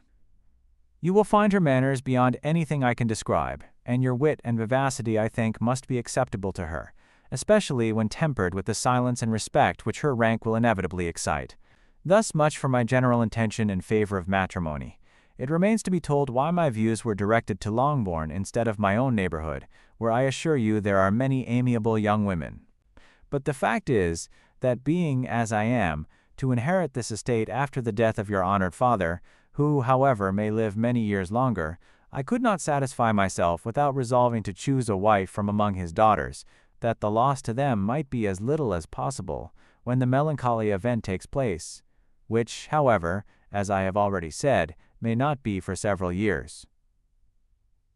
This has been my motive, my fair cousin, and I flatter myself it will not sink me in your esteem.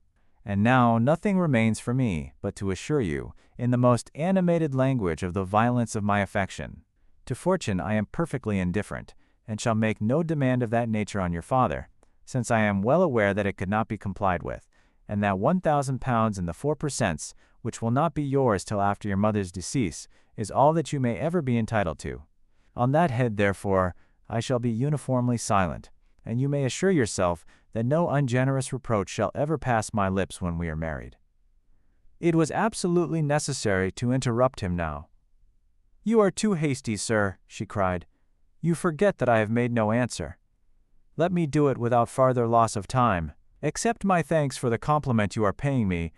I am very sensible of the honor of your proposals, but it is impossible for me to do otherwise than decline them." "I am not now to learn," replied Mr. Collins, with a formal wave of the hand, "that it is usual with young ladies to reject the addresses of the man whom they secretly mean to accept when he first applies for their favor, and that sometimes the refusal is repeated a second or even a third time. I am therefore by no means discouraged by what you have just said, and shall hope to lead you to the altar ere long." "Upon my word, sir," cried Elizabeth, "your hope is rather an extraordinary one after my declaration. I do assure you that I am not one of those young ladies, if such young ladies there are, who are so daring as to risk their happiness on the chance of being asked a second time. I am perfectly serious in my refusal. You could not make me happy, and I am convinced that I am the last woman in the world who would make you so. Nay, were your friend Lady Catherine to know me, I am persuaded she would find me in every respect ill qualified for the situation." "Were it certain that Lady Catherine would think so," said Mr. Collins very gravely, "but I cannot imagine that her ladyship would at all disapprove of you, and you may be certain that when I have the honor of seeing her again, I shall speak in the highest terms of your modesty, economy, and other amiable qualifications. Indeed, Mr. Collins, all praise of me will be unnecessary. You must give me leave to judge for myself, and pay me the compliment of believing what I say. I wish you very happy and very rich, and by refusing your hand, do all in my power to prevent your being otherwise.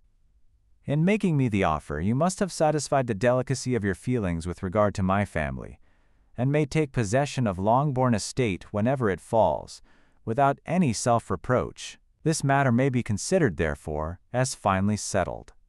And rising as she thus spoke, she would have quitted the room had not Mr. Collins thus addressed her. "When I do myself the honor of speaking to you next on this subject, I shall hope to receive a more favorable answer than you have now given me, though I am far from accusing you of cruelty at present, because I know it to be the established custom of your sex to reject a man on the first application, and perhaps you have even now said as much to encourage my suit as would be consistent with the true delicacy of the female character."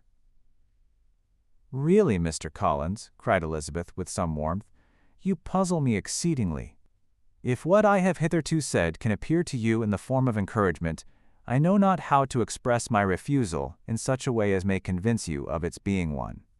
You must give me leave to flatter myself, my dear cousin, that your refusal of my addresses is merely words of course. My reasons for believing it are briefly these.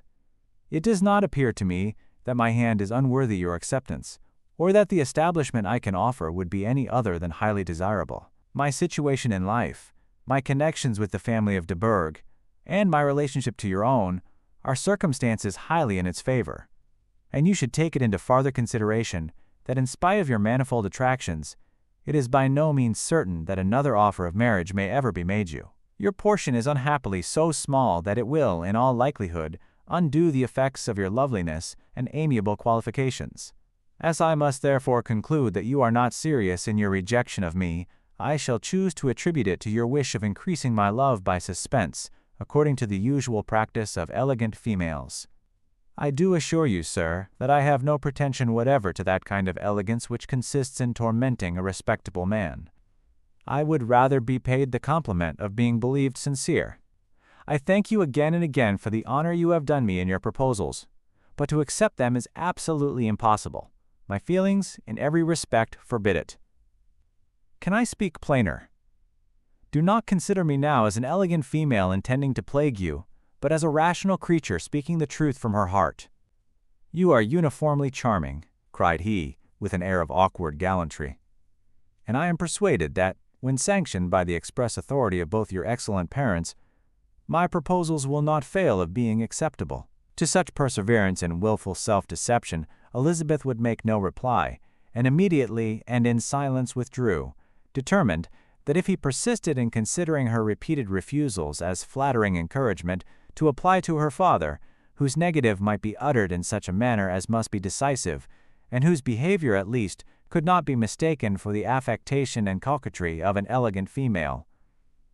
Chapter 20. Mr. Collins was not left long to the silent contemplation of his successful love, for Mrs. Bennet, having dawdled about in the vestibule to watch for the end of the conference, no sooner saw Elizabeth open the door, and with quick step pass her towards the staircase, than she entered the breakfast-room, and congratulated both him and herself in warm terms on the happy prospect of their nearer connection.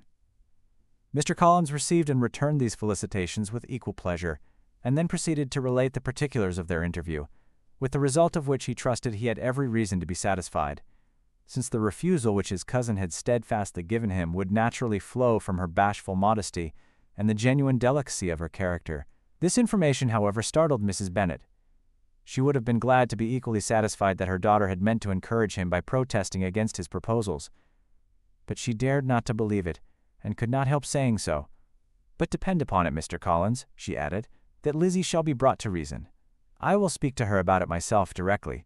She is a very headstrong, foolish girl, and does not know her own interest, but I will make her know it." "Pardon me for interrupting you, madam," cried Mr. Collins, "but if she is really headstrong and foolish, I know not whether she would altogether be a very desirable wife to a man in my situation, who naturally looks for happiness in the marriage state. If therefore she actually persists in rejecting my suit, perhaps it were better not to force her into accepting me, because if liable to such defects of temper, she could not contribute much to my felicity." "Sir, you quite misunderstand me," said Mrs. Bennet, alarmed.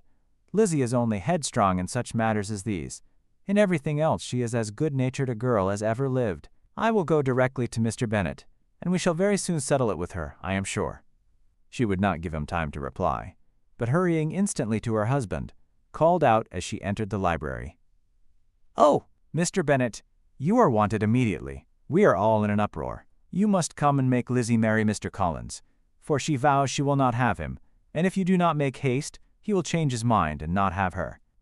Mr. Bennet raised his eyes from his book as she entered, and fixed them on her face with a calm unconcern which was not in the least altered by her communication. "I have not the pleasure of understanding you," said he, when she had finished her speech. "Of what are you talking?" "Of Mr. Collins and Lizzie. Lizzie declares she will not have Mr. Collins, and Mr. Collins begins to say that he will not have Lizzie. And what am I to do on the occasion? It seems an hopeless business. Speak to Lizzie about it yourself. Tell her that you insist upon her marrying him. Let her be called down. She shall hear my opinion." Mrs. Bennet rang the bell, and Miss Elizabeth was summoned to the library. "Come here, child," cried her father as she appeared. "I have sent for you on an affair of importance. I understand that Mr. Collins has made you an offer of marriage. Is it true?" Elizabeth replied that it was. "Very well. And this offer of marriage you have refused?" "I have, sir." "Very well. We now come to the point. Your mother insists upon your accepting it. Is not it so, Mrs. Bennet?" "Yes, or I will never see her again." "An unhappy alternative is before you, Elizabeth. From this day you must be a stranger to one of your parents. Your mother will never see you again if you do not marry Mr. Collins, and I will never see you again if you do. Elizabeth could not but smile at such a conclusion of such a beginning. But Mrs. Bennet, who had persuaded herself that her husband regarded the affair as she wished, was excessively disappointed. "What do you mean, Mr. Bennet, by talking in this way? You promised me to insist upon her marrying him." "My dear," replied her husband, "I have two small favors to request. First, that you will allow me the free use of my understanding on the present occasion, and secondly, of my room. I shall be glad to have the library to myself as soon as may be." Not yet, however, in spite of her disappointment in her husband, did Mrs. Bennet give up the point. She talked to Elizabeth again and again, coaxed and threatened her by turns. She endeavored to secure Jane in her interest, but Jane, with all possible mildness, declined interfering. And Elizabeth, sometimes with real earnestness and sometimes with playful gaiety, replied to her attacks. Though her manner varied, however, her determination never did. Mr. Collins, meanwhile, was meditating in solitude on what had passed. He thought too well of himself to comprehend on what motive his cousin could refuse him, and though his pride was hurt, he suffered in no other way. His regard for her was quite imaginary, and the possibility of her deserving her mother's reproach prevented his feeling any regret. While the family were in this confusion, Charlotte Lucas came to spend the day with them. She was met in the vestibule by Lydia, who, flying to her, cried in a half-whisper, "I am glad you are come, for there is such fun here. What do you think has happened this morning? Mr. Collins has made an offer to Lizzie, and she will not have him."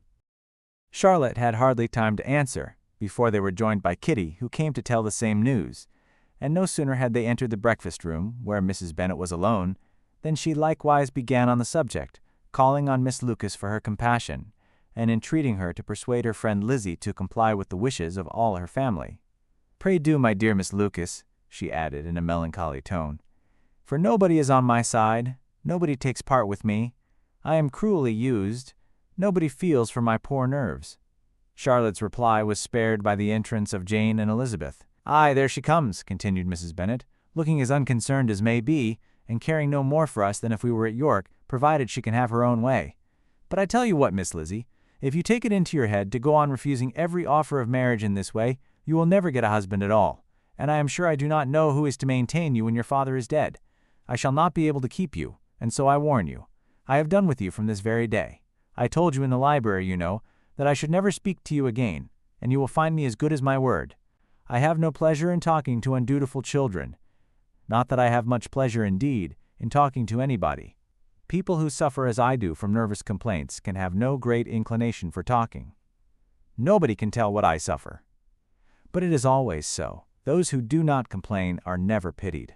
Her daughters listened in silence to this effusion, sensible that any attempt to reason with or soothe her would only increase the irritation. She talked on, therefore, without interruption from any of them till they were joined by Mr. Collins, who entered with an air more stately than usual, and on perceiving whom, she said to the girls, "Now, I do insist upon it, that you, all of you, hold your tongues, and let Mr. Collins and me have a little conversation together." Elizabeth passed quietly out of the room. Jane and Kitty followed, but Lydia stood her ground, determined to hear all she could, and Charlotte, detained first by the civility of Mr. Collins, whose inquiries after herself and all her family were very minute, and then by a little curiosity, satisfied herself with walking to the window and pretending not to hear.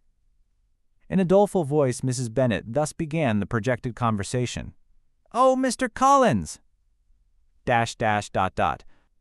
My dear madam," replied he, "let us be forever silent on this point. Far be it from me," he presently continued, in a voice that marked his displeasure, "to resent the behavior of your daughter. Resignation to inevitable evils is the duty of us all, the peculiar duty of a young man who has been so fortunate as I have been in early preferment, and I trust I am resigned. Perhaps not the less so from feeling a doubt of my positive happiness had my fair cousin honored me with her hand, for I have often observed that resignation is never so perfect as when the blessing denied begins to lose somewhat of its value in our estimation. You will not, I hope, consider me as showing any disrespect to your family, my dear madam, by thus withdrawing my pretensions to your daughter's favor, without having paid yourself and Mr. Bennet the compliment of requesting you to interpose your authority in my behalf." My conduct may, I fear, be objectionable in having accepted my dismission from your daughter's lips instead of your own. But we are all liable to error. I have certainly meant well through the whole affair. My object has been to secure an amiable companion for myself, with due consideration for the advantage of all your family, and if my manner has been at all reprehensible, I here beg leave to apologize. Chapter 21. The discussion of Mr. Collins's offer was now nearly at an end, and Elizabeth had only to suffer from the uncomfortable feelings necessarily attending it, and occasionally from some peevish allusion of her mother. As for the gentleman himself, his feelings were chiefly expressed, not by embarrassment or dejection, or by trying to avoid her, but by stiffness of manner and resentful silence. He scarcely ever spoke to her, and the assiduous attentions which he had been so sensible of himself were transferred for the rest of the day to Miss Lucas, whose civility in listening to him was a seasonable relief to them all, and especially to her friend. The morrow produced no abatement of Mrs. Bennet's ill humor or ill health. Mr. Collins was also in the same state of angry pride.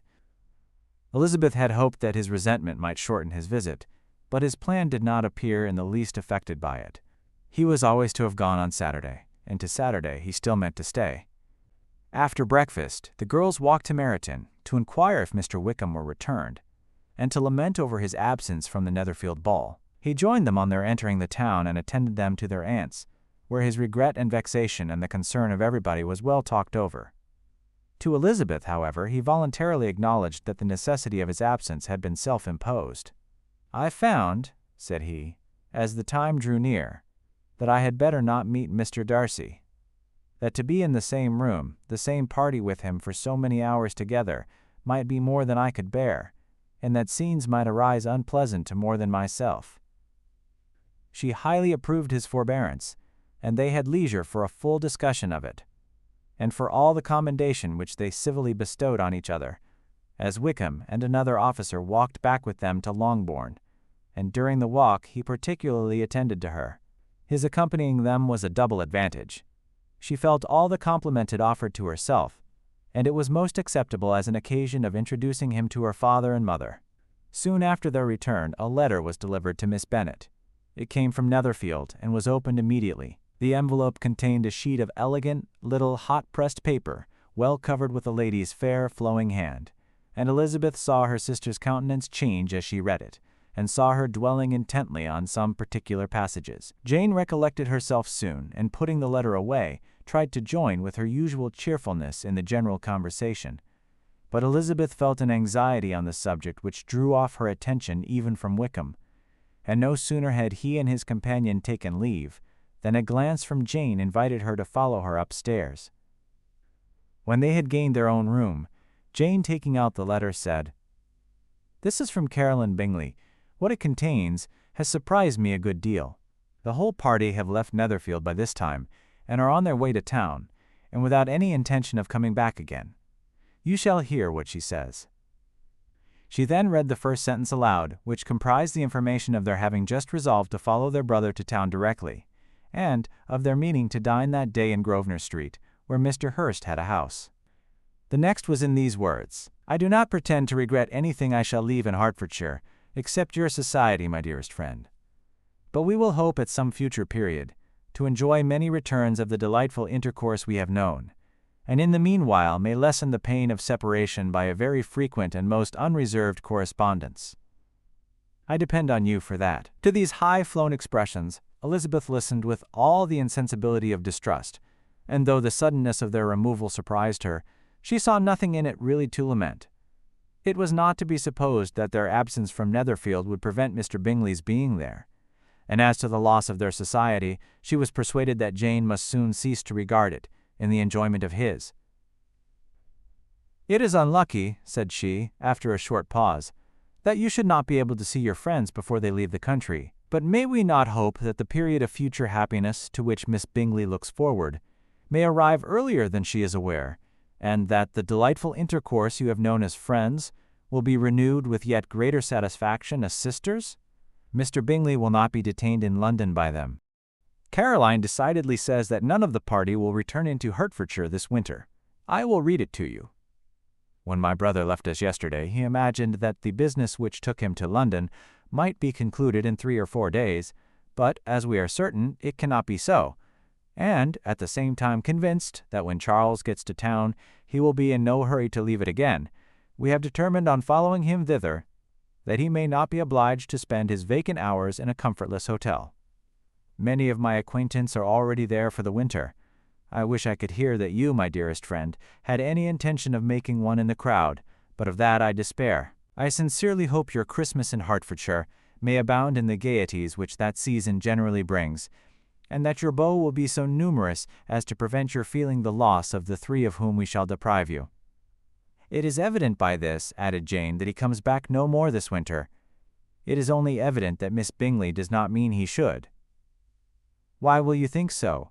It must be his own doing. He is his own master. But you do not know all. I will read you the passage which particularly hurts me. I will have no reserves from you.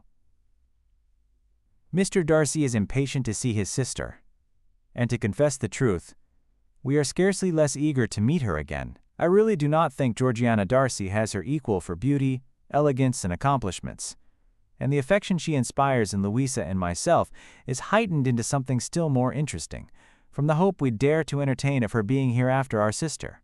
I do not know whether I ever before mentioned to you my feelings on this subject, but I will not leave the country without confiding them, and I trust you will not esteem them unreasonable.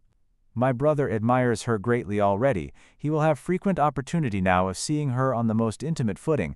Her relations all wish the connection as much as his own, and a sister's partiality is not misleading me, I think, when I call Charles most capable of engaging any woman's heart. With all these circumstances to favor an attachment, and nothing to prevent it, am I wrong, my dearest Jane, in indulging the hope of an event which will secure the happiness of so many? What think you of this sentence, my dear Lizzie?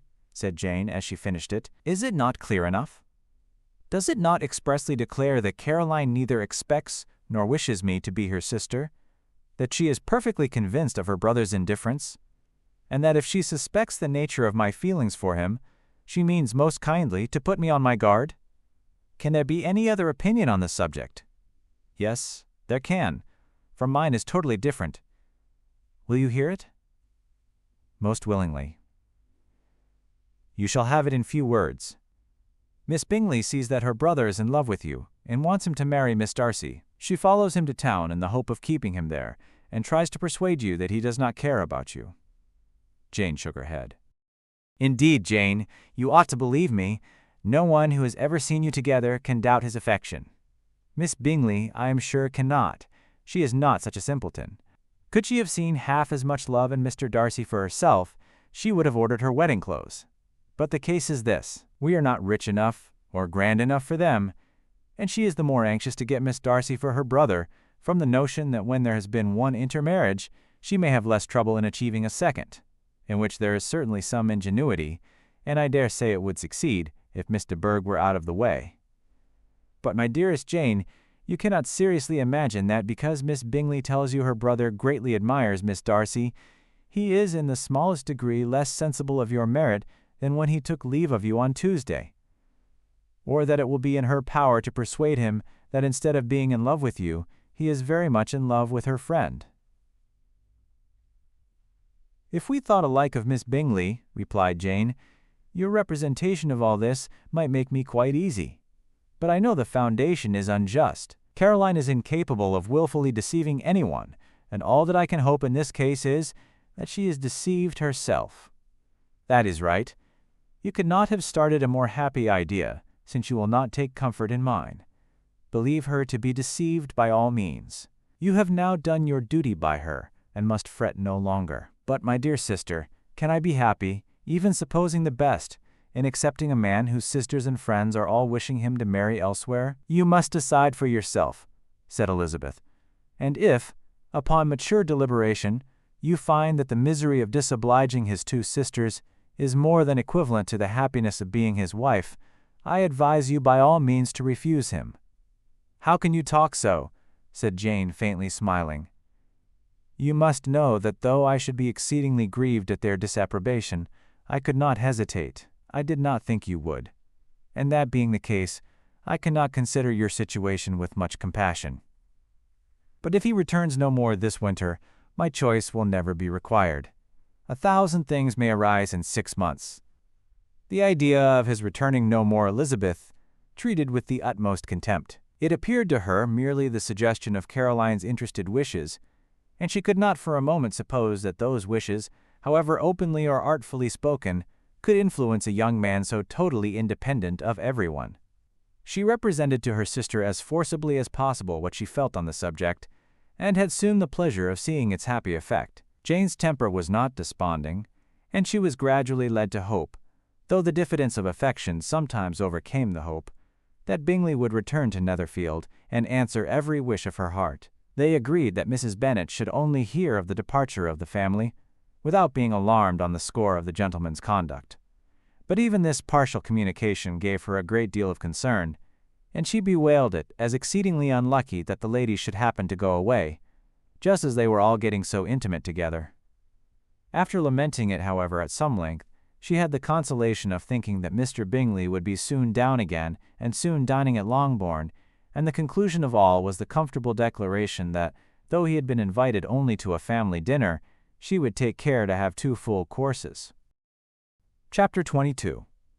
The Bennets were engaged to dine with the Lucases, and again during the chief of the day was Miss Lucas so kind as to listen to Mr. Collins. Elizabeth took an opportunity of thanking her. "It keeps him in good humor," said she, "and I am more obliged to you than I can express."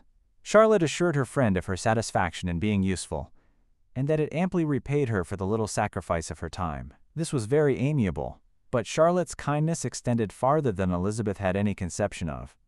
Its object was nothing less than to secure her from any return of Mr. Collins's addresses by engaging them towards herself. Such was Miss Lucas's scheme, and appearances were so favorable that when they parted at night, she would have felt almost sure of success if he had not been to leave Hertfordshire so very soon. But here she did injustice to the fire and independence of his character, for it led him to escape out of Longbourn House the next morning with admirable slyness, and hasten to Lucas Lodge to throw himself at her feet. He was anxious to avoid the notice of his cousins, from a conviction that if they saw him depart they could not fail to conjecture his design, and he was not willing to have the attempt known till its success could be known likewise, for though feeling almost secure, and with reason, for Charlotte had been tolerably encouraging, he was comparatively diffident since the adventure of Wednesday. His reception, however, was of the most flattering kind. Miss Lucas perceived him from an upper window as he walked towards the house, and instantly set out to meet him accidentally in the lane. But little had she dared to hope that so much love and eloquence awaited her there. In as short a time as Mr. Collins's long speeches would allow, everything was settled between them to the satisfaction of both, and as they entered the house, he earnestly entreated her to name the day that was to make him the happiest of men, and though such a solicitation must be waived for the present, the lady felt no inclination to trifle with his happiness. The stupidity with which he was favored by nature must guard his courtship from any charm that could make a woman wish for its continuance. And Miss Lucas, who accepted him solely from the pure and disinterested desire of an establishment, cared not how soon that establishment were gained. Sir William and Lady Lucas were speedily applied to for their consent, and it was bestowed with a most joyful alacrity. Mr. Collins's present circumstances made it a most eligible match for their daughter, to whom they could give little fortune, and his prospects of future wealth were exceedingly fair. Lady Lucas began directly to calculate, with more interest than the matter had ever excited before, how many years longer Mr. Bennet was likely to live, and Sir William gave it as his decided opinion that whenever Mr. Collins should be in possession of the Longbourn estate, it would be highly expedient that both he and his wife should make their appearance at St. James's. The whole family, in short, were properly overjoyed on the occasion. The younger girls formed hopes of coming out a year or 2 sooner than they might otherwise have done, and the boys were relieved from their apprehension of Charlotte's dying an old maid. Charlotte herself was tolerably composed. She had gained her point, and had time to consider of it. Her reflections were in general satisfactory. Mr. Collins, to be sure, was neither sensible nor agreeable. His society was irksome, and his attachment to her must be imaginary. But still, he would be her husband. Without thinking highly either of men or of matrimony, marriage had always been her object. It was the only honorable provision for well-educated young women of small fortune, and however uncertain of giving happiness, must be their pleasantest preservative from want. This preservative she had now obtained, and at the age of 27, without having ever been handsome, she felt all the good luck of it. The least agreeable circumstance in the business was the surprise it must occasion to Elizabeth Bennet, whose friendship she valued beyond that of any other person. Elizabeth would wonder, and probably would blame her, and though her resolution was not to be shaken, her feelings must be hurt by such disapprobation.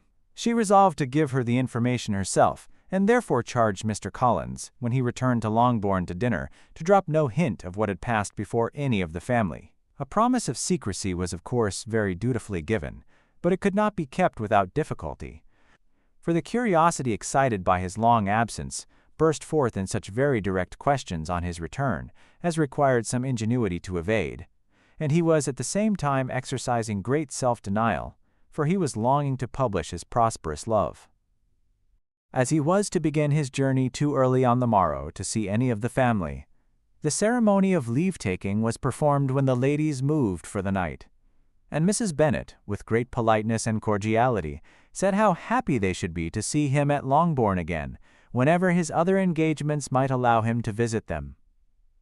"My dear madam," he replied, "this invitation is particularly gratifying, because it is what I have been hoping to receive, and you may be very certain that I shall avail myself of it as soon as possible." They were all astonished, and Mr. Bennet, who could by no means wish for so speedy a return, immediately said, "But is there not danger of Lady Catherine's disapprobation here, my good sir?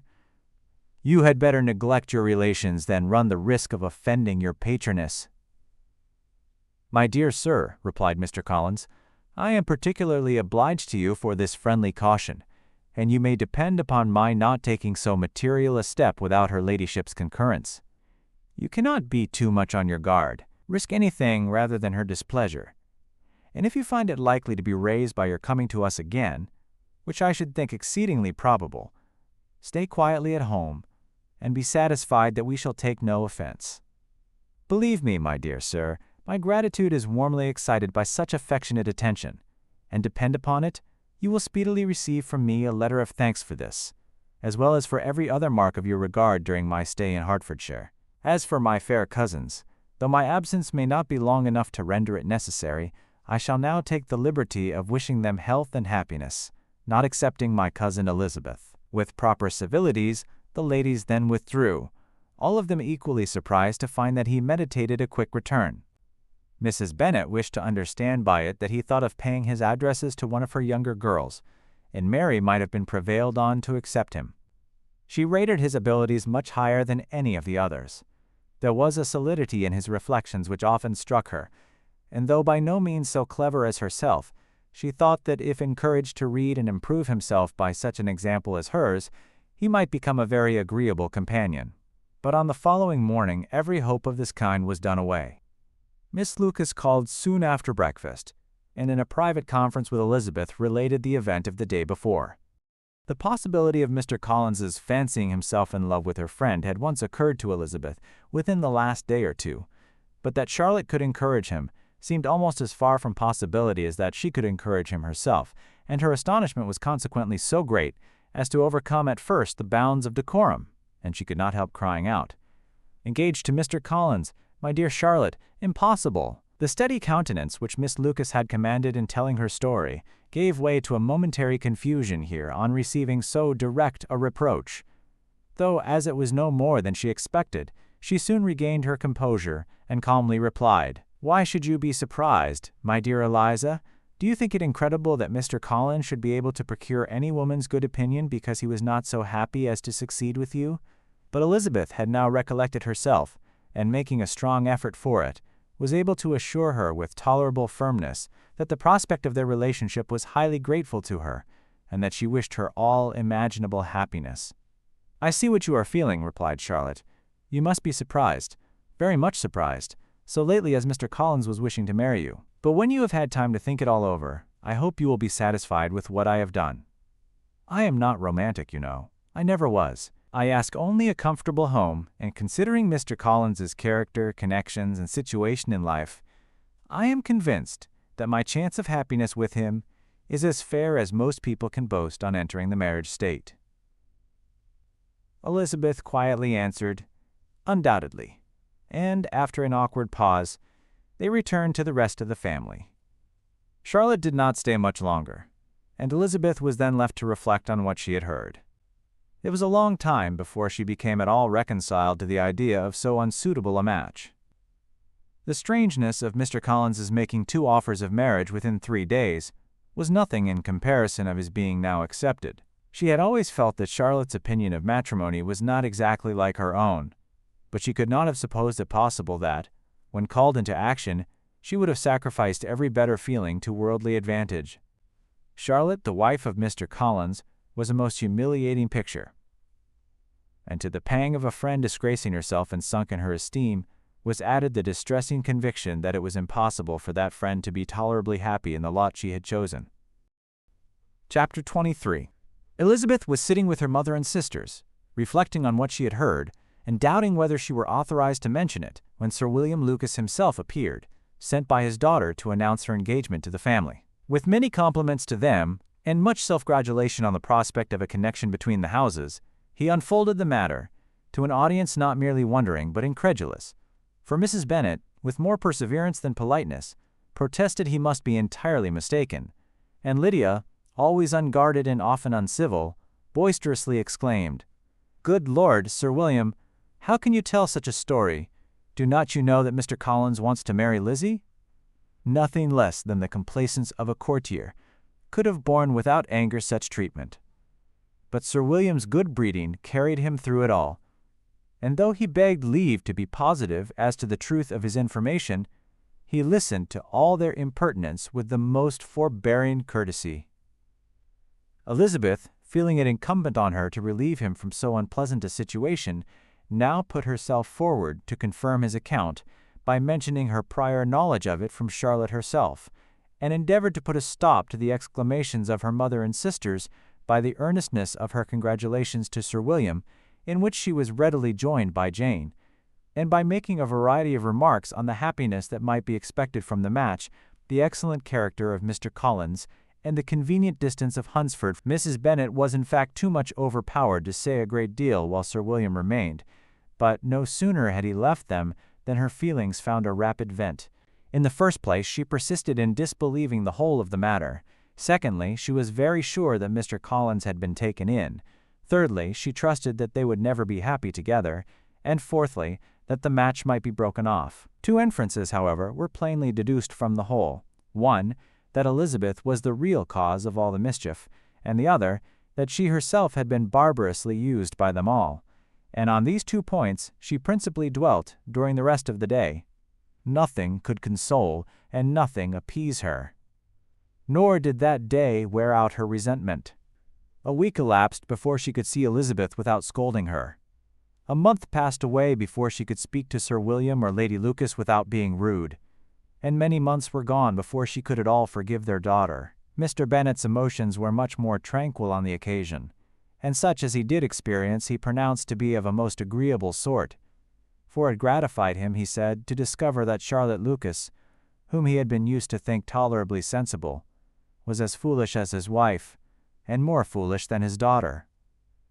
Jane confessed herself a little surprised at the match, but she said less of her astonishment than of her earnest desire for their happiness, nor could Elizabeth persuade her to consider it as improbable.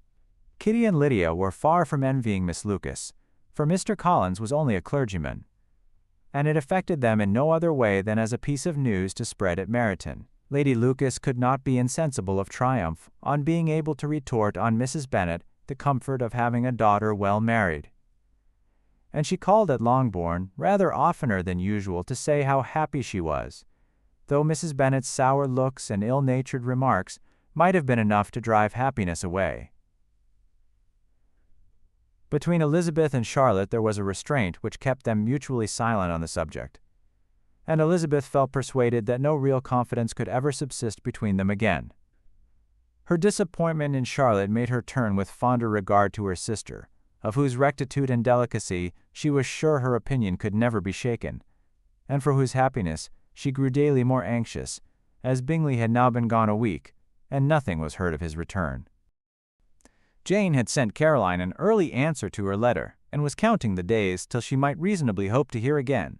The promised letter of thanks from Mr. Collins arrived on Tuesday, addressed to their father, and written with all the solemnity of gratitude which a 12 months' abode in the family might have prompted. After discharging his conscience on that head, he proceeded to inform them, with many rapturous expressions, of his happiness in having obtained the affection of their amiable neighbor, Miss Lucas, and then explained that it was merely with the view of enjoying her society that he had been so ready to close with their kind wish of seeing him again at Longbourn, whither he hoped to be able to return on Monday fortnight. For Lady Catherine, he added, so heartily approved his marriage that she wished it to take place as soon as possible, which he trusted would be an unanswerable argument with his amiable Charlotte. Mr. Collins's return into Hertfordshire was no longer a matter of pleasure to Mrs. Bennet. On the contrary, she was as much disposed to complain of it as her husband. It was very strange that he should come to Longbourn instead of to Lucas Lodge. It was also very inconvenient and exceedingly troublesome. She hated having visitors in the house while her health was so indifferent, and lovers were of all people the most disagreeable. Such were the gentle murmurs of Mrs. Bennet, and they gave way only to the greater distress of Mr. Bingley's continued absence.